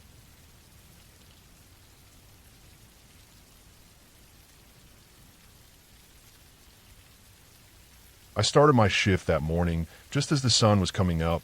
The forest around the ranger station bathed in a soft orange glow that made the mist hanging over the valleys look almost like smoke. The air was sharp and cool, carrying the scent of damp earth and pine, and I could hear the distant call of a barred owl still lingering from the night before. I had a long patrol planned, following a stretch of trail that wound through some of the older sections of the park, sections that saw little traffic except during hunting season or the occasional hiker. My job often felt like a mix of maintenance, law enforcement, and ecology observation, but mornings like this reminded me why I stayed in the profession. I loaded my truck with the essentials: binoculars, a notebook, some trail markers, a few tools for clearing brush, and my standard first aid kit. I also packed a thermos of coffee, which was more out of habit than necessity. I didn't drink much, but there was something comforting about sipping it while watching sunlight creep over the ridges. The road out to the trailhead was narrow and gravelly, flanked by dense forest on both sides. The tires kicked up little clouds of dust and small stones, and I kept a steady speed, listening for the telltale sounds of wildlife along the edges of the trees. By the time I reached the trailhead, the sun was high enough to pierce the canopy in uneven beams that danced on the forest floor. I parked, checked my gear once more, and started on foot. The trail was overgrown in places, the result of a mild winter and minimal spring maintenance, and I spent the first hour trimming small branches and brushing aside fallen leaves to keep the path passable. As I moved, I kept an eye out for any signs of erosion or damage to the trail itself. Part of being a ranger wasn't just keeping the trails open, it was understanding how the forest responded to both natural and human pressures. I reached a steep incline where the trail followed a creek that tumbled down the hillside, forming a series of small waterfalls. The sound of rushing water filled the air, masking other noises, and the rocks were slick with moss. I slowed my pace, careful to plant my feet securely on each step. I noticed a patch of disturbed soil near one of the smaller falls. Upon closer inspection, it looked like a deer had recently bedded down there. Hoof prints pressed into the mud, leaves flattened around a small depression. I noted the location in my notebook, not because it was unusual, but because monitoring deer activity was part of understanding the ecosystem's health. As I continued, I came across an old wooden bridge that had been damaged in last year's storm. One side was sagging, the boards warped, and a couple of the handrails were split. I took out my tools and spent a solid hour reinforcing the structure, inserting new planks where necessary, tightening bolts, and testing each step for stability. By the time I finished, my hands were scraped and my shirt was soaked with sweat, but I felt a small sense of satisfaction knowing that hikers would now be safer. After the bridge, I followed the creek further upstream until the trail turned into an informal path that locals sometimes use for fishing. I paused here, leaning on my walking stick, and listened. The forest was alive. Birds moving through the treetops, the occasional scurry of a squirrel through the underbrush, the whisper of leaves in the wind. I checked my watch. It was mid-afternoon. I decided to take a break on a large flat rock near the water's edge. I ate a simple sandwich I had packed, washed it down with a swig of water, and let the quiet of the forest sink in. I didn't notice the cloud gathering overhead until it was almost on me. By the time I saw it, the sky had shifted to a dark gray, and the wind picked up, rustling the trees with a sudden urgency.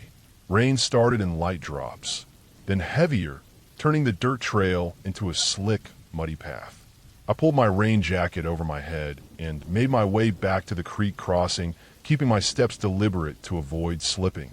The bridge I had repaired that morning groaned under my weight, but it held firm, and I let out a quiet sigh of relief.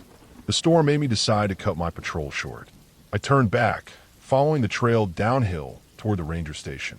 Along the way, I noticed debris from the storm, broken branches, small rocks that had rolled down the hillside, and a section where the creek had overflowed its banks.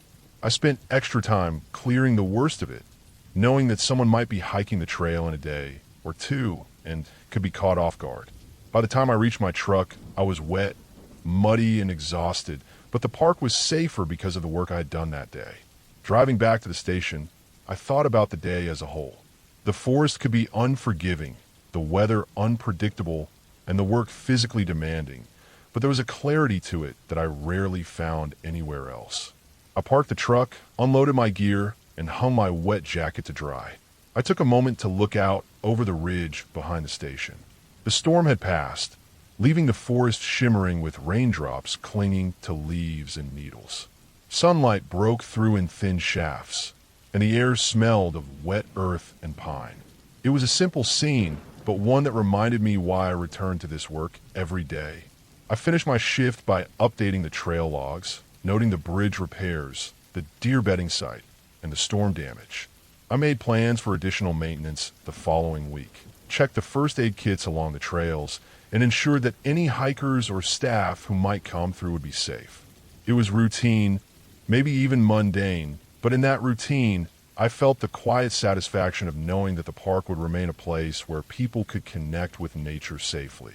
And as I locked up the station and headed home, the forest behind me looked peaceful and intact, a living system that for now was still thriving under my watch.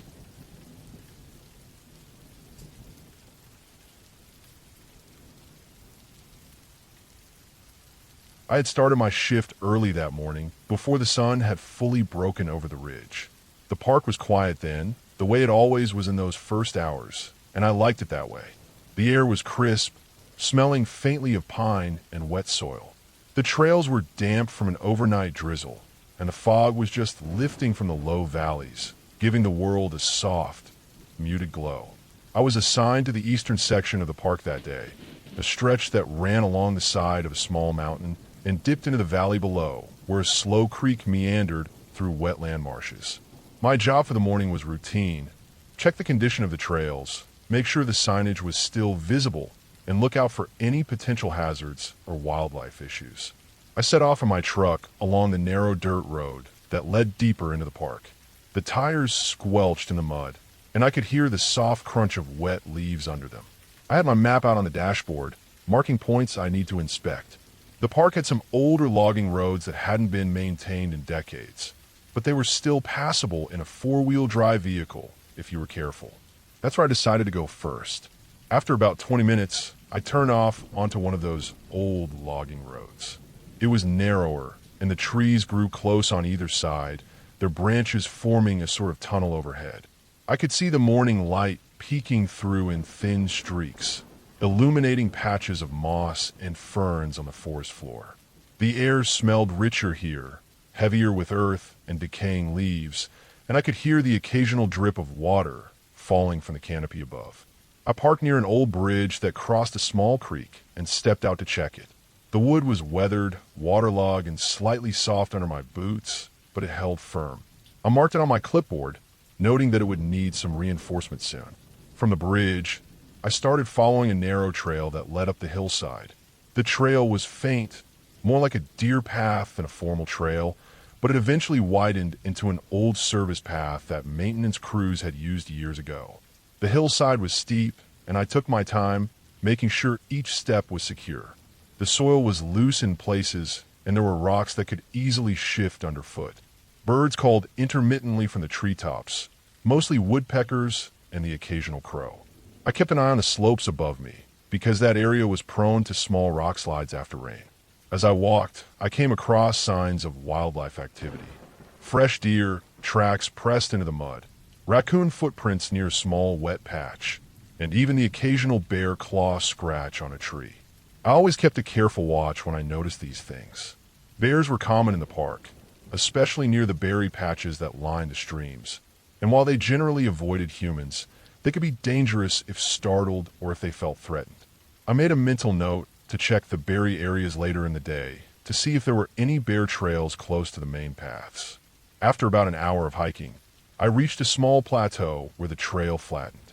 From here, I had a clear view down into the valley. The fog was lifting, revealing the creek winding through the marshy land below. I paused for a moment, taking in the scenery, noting how the water reflected the early sunlight like silver ribbons through the green of the wetlands. My attention caught on something unusual, a patch of the creek bank that looked disturbed. The reeds were flattened, and there were broken branches and scattered debris. This wasn't typical of wildlife. I carefully moved closer, scanning the area. It looked like someone or something large had been there recently. I snapped some photos and marked the GPS coordinates on my map. As a park ranger, part of my responsibility was documenting unusual activity, whether it was natural or human. There was no immediate sign of danger, but I stayed alert, aware that people sometimes ventured into restricted areas and accidents could happen in places like this. I continued my inspection, making sure to walk the edge of the creek carefully. The soil was soggy, and one misstep could mean slipping into the water or getting stuck in the mud. I checked the water for signs of contamination, noting algae growth and debris, and made notes for the environmental team. This stretch of creek was part of a larger restoration project, and keeping track of these conditions was critical. By late morning, I had covered the area I had planned to inspect. I headed back to my truck, moving slowly down the trail to avoid any injuries. On the way, I noticed more wildlife signs. Otter tracks near a side channel, heron footprints in the mud, and small birds darting between the shrubs. The forest was alive with subtle movements and sounds, and I felt that constant mix of awe and responsibility that always came with being out here alone. Back in my truck, I sat for a few minutes, taking a sip of water and reviewing my notes.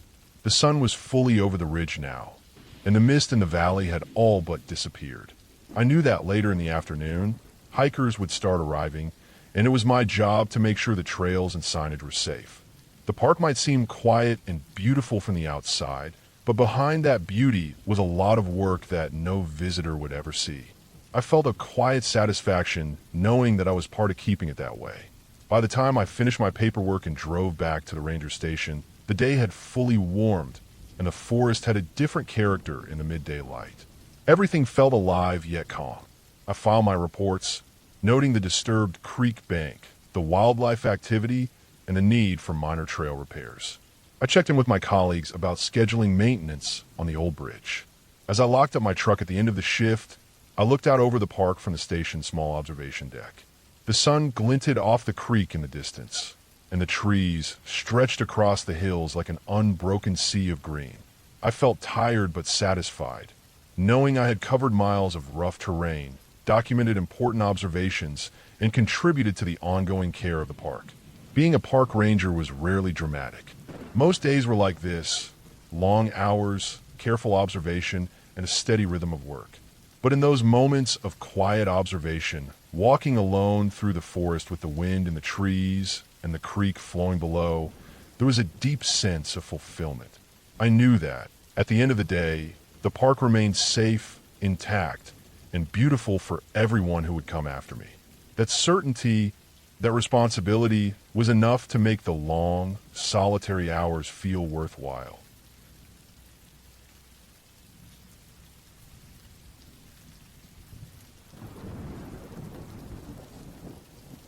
I had started my shift early that morning, before the sun had fully broken over the ridge. The park was quiet then, the way it always was in those first hours, and I liked it that way. The air was crisp, smelling faintly of pine and wet soil. The trails were damp from an overnight drizzle, and the fog was just lifting from the low valleys, giving the world a soft, muted glow. I was assigned to the eastern section of the park that day, a stretch that ran along the side of a small mountain and dipped into the valley below, where a slow creek meandered through wetland marshes. My job for the morning was routine: check the condition of the trails, make sure the signage was still visible, and look out for any potential hazards or wildlife issues. I set off in my truck along the narrow dirt road that led deeper into the park. The tires squelched in the mud, and I could hear the soft crunch of wet leaves under them. I had my map out on the dashboard, marking points I need to inspect. The park had some older logging roads that hadn't been maintained in decades, but they were still passable in a four-wheel drive vehicle if you were careful. That's where I decided to go first. After about 20 minutes, I turned off onto one of those old logging roads. It was narrower, and the trees grew close on either side, their branches forming a sort of tunnel overhead. I could see the morning light peeking through in thin streaks, illuminating patches of moss and ferns on the forest floor. The air smelled richer here, heavier with earth and decaying leaves, and I could hear the occasional drip of water falling from the canopy above. I parked near an old bridge that crossed a small creek and stepped out to check it. The wood was weathered, waterlogged, and slightly soft under my boots, but it held firm. I marked it on my clipboard, noting that it would need some reinforcement soon. From the bridge, I started following a narrow trail that led up the hillside. The trail was faint, more like a deer path than a formal trail, but it eventually widened into an old service path that maintenance crews had used years ago. The hillside was steep, and I took my time, making sure each step was secure. The soil was loose in places, and there were rocks that could easily shift underfoot. Birds called intermittently from the treetops, mostly woodpeckers and the occasional crow. I kept an eye on the slopes above me, because that area was prone to small rock slides after rain. As I walked, I came across signs of wildlife activity. Fresh deer, tracks pressed into the mud, raccoon footprints near a small wet patch, and even the occasional bear claw scratch on a tree. I always kept a careful watch when I noticed these things. Bears were common in the park, especially near the berry patches that lined the streams, and while they generally avoided humans, they could be dangerous if startled or if they felt threatened. I made a mental note to check the berry areas later in the day to see if there were any bear trails close to the main paths. After about an hour of hiking, I reached a small plateau where the trail flattened. From here, I had a clear view down into the valley. The fog was lifting, revealing the creek winding through the marshy land below. I paused for a moment, taking in the scenery, noting how the water reflected the early sunlight like silver ribbons through the green of the wetlands. My attention caught on something unusual, a patch of the creek bank that looked disturbed. The reeds were flattened, and there were broken branches and scattered debris. This wasn't typical of wildlife. I carefully moved closer, scanning the area. It looked like someone or something large had been there recently. I snapped some photos and marked the GPS coordinates on my map. As a park ranger, part of my responsibility was documenting unusual activity, whether it was natural or human. There was no immediate sign of danger, but I stayed alert, aware that people sometimes ventured into restricted areas and accidents could happen in places like this. I continued my inspection, making sure to walk the edge of the creek carefully. The soil was soggy, and one misstep could mean slipping into the water or getting stuck in the mud. I checked the water for signs of contamination, noting algae growth and debris, and made notes for the environmental team. This stretch of creek was part of a larger restoration project, and keeping track of these conditions was critical. By late morning, I had covered the area I had planned to inspect. I headed back to my truck, moving slowly down the trail to avoid any injuries. On the way, I noticed more wildlife signs. Otter tracks near a side channel, heron footprints in the mud, and small birds darting between the shrubs. The forest was alive with subtle movements and sounds, and I felt that constant mix of awe and responsibility that always came with being out here alone. Back in my truck, I sat for a few minutes, taking a sip of water and reviewing my notes. The sun was fully over the ridge now, and the mist in the valley had all but disappeared. I knew that later in the afternoon, hikers would start arriving, and it was my job to make sure the trails and signage were safe. The park might seem quiet and beautiful from the outside, but behind that beauty was a lot of work that no visitor would ever see. I felt a quiet satisfaction knowing that I was part of keeping it that way. By the time I finished my paperwork and drove back to the ranger station, the day had fully warmed, and the forest had a different character in the midday light. Everything felt alive yet calm. I filed my reports, noting the disturbed creek bank, the wildlife activity, and the need for minor trail repairs.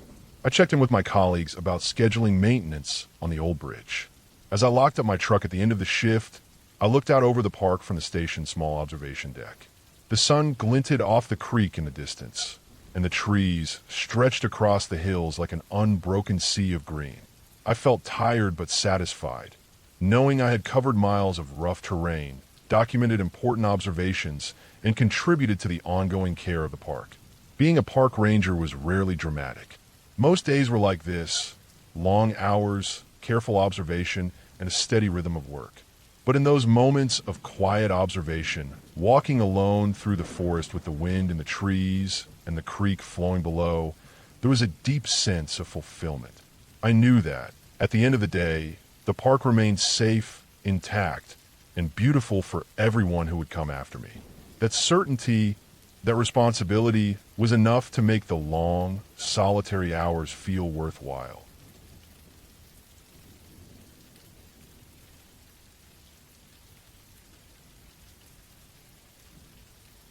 I remember the first time I encountered something truly horrifying clearly, even though I was only 8 or 9. My mom had taken me to a reservoir that I believe was near a national park.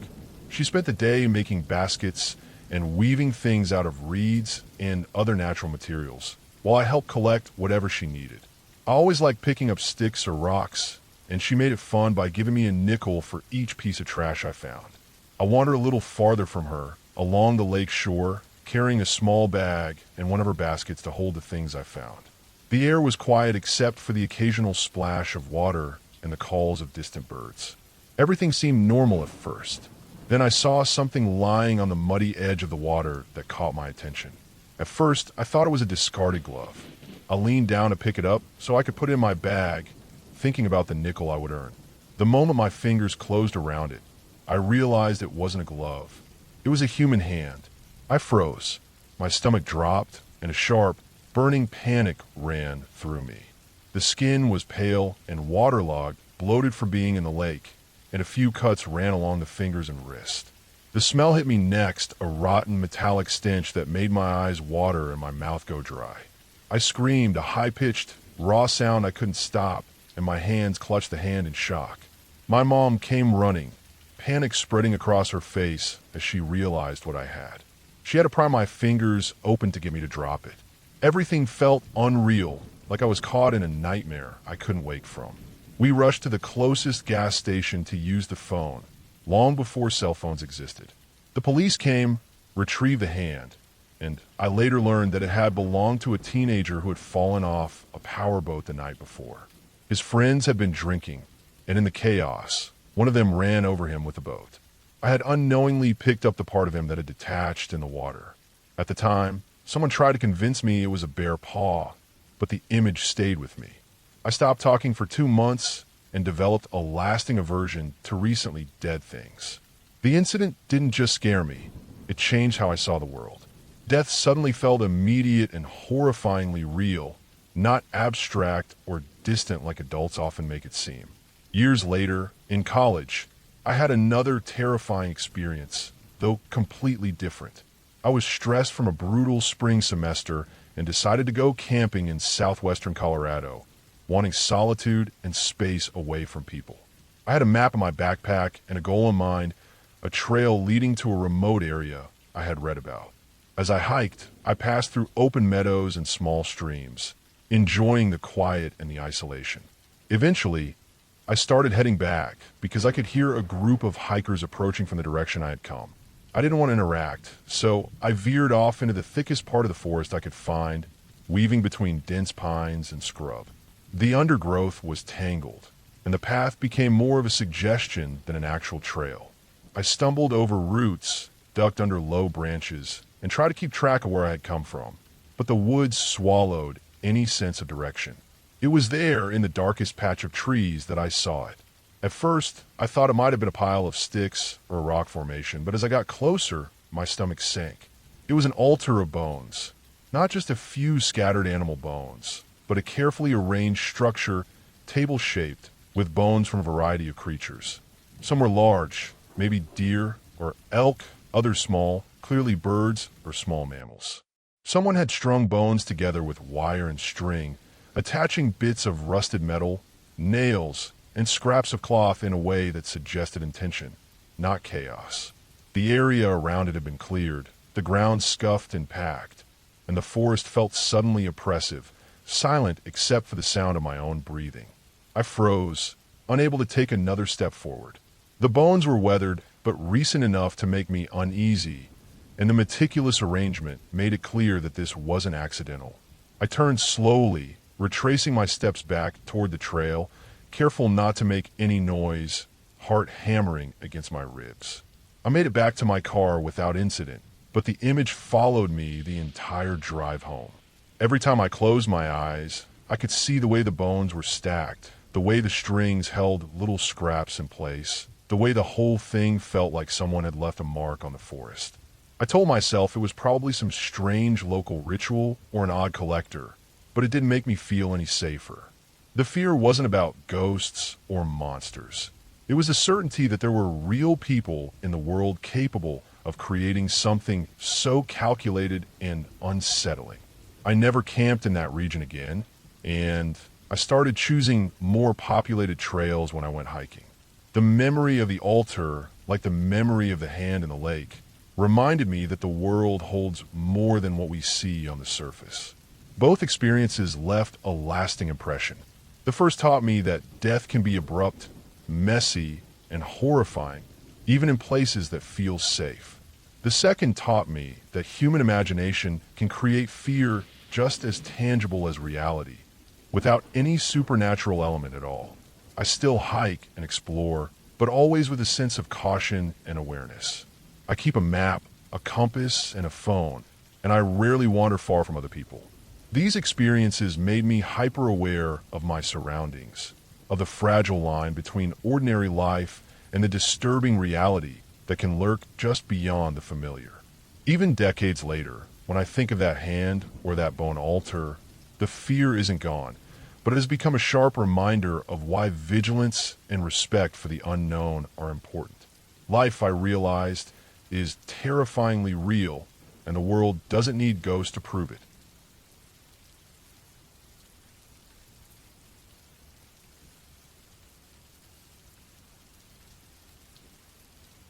I was in the middle of a wetland restoration project in central Pennsylvania, mapping and flagging boundaries along a series of seeps and springs that fed an old farm reservoir.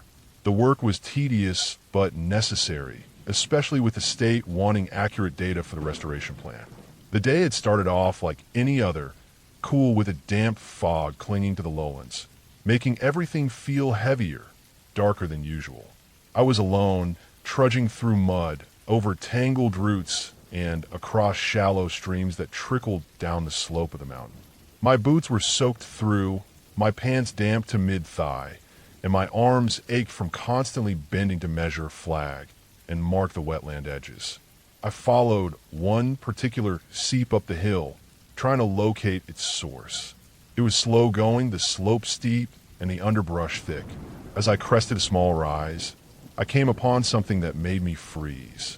There, in a small clearing, was what looked like an abandoned camp. Rusted furniture was scattered around. A dented metal chair, a half-collapsed table, and a refrigerator with its door ripped off. Empty cans of tuna and chewing tobacco littered the ground, and there were even piles of natty beer. The place had clearly been used, but it was difficult to tell when. There was something about the disarray that felt deliberate, almost staged. Before I could even process the scene, movement caught my eye. Out of the corner of the clearing, a large German shepherd emerged. Its fur was clean and groomed, and it moved with the quiet confidence of an animal used to being in charge. My heart sank. Great, now I'm fucked, I thought, gripping the handle of my shovel like it was the only thing standing between me and trouble. The dog didn't growl or bark. It just stared at me, unblinking, like it was assessing whether I was worth its time. Then, unexpectedly, it turned and started walking further up the hill, glancing back at me as if to say, "Follow me." I hesitated. Dogs don't usually behave like this unless they have a reason, and the idea that it belonged to someone nearby crossed my mind. Maybe it had wandered from a house or was lost, waiting for someone to lead it back. Cautiously, I followed, boots sinking into the damp earth, branches snagging my jacket. The camp quickly disappeared behind the trees, and the hill grew steeper, the forest thickening into dense woods. The smell of damp leaves and decaying would fill the air, mixed with something else I couldn't identify at first. Then I saw it, about 20 or 30 feet ahead, partially concealed in a small clearing, were old dolls, dirt-caked and ratty, buried up to their necks. Their arms were outstretched toward a central point, and my stomach dropped when I realized what that point was. Suspended in a low tree branch was a deer carcass, cleaned, skinned, and draped in such a way that its head pointed down and its legs were hooked over the limbs. The sheer surrealness of it hit me first. I froze, unable to breathe, unable to process what I was seeing.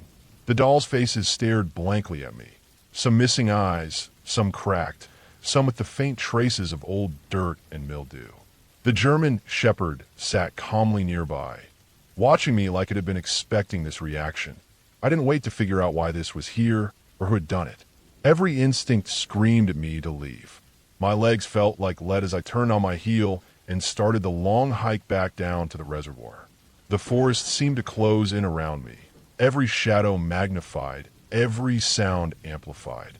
Branches slapped my arms, roots grabbed at my boots, and the uneven ground made it impossible to move quickly without risking a twisted ankle.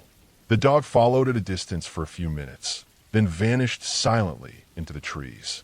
When I finally reached the reservoir, the sight of the water, placid and mundane, was almost comforting. I paused there for several minutes, trying to calm myself, listening to the wind stir the reeds and the occasional splash of a fish breaking the surface. It was a surreal contrast, the tranquility of the reservoir and the horror I had just witnessed a few hundred yards uphill. My mind kept replaying the image of those dolls and the deer, trying to make sense of it, trying to rationalize it.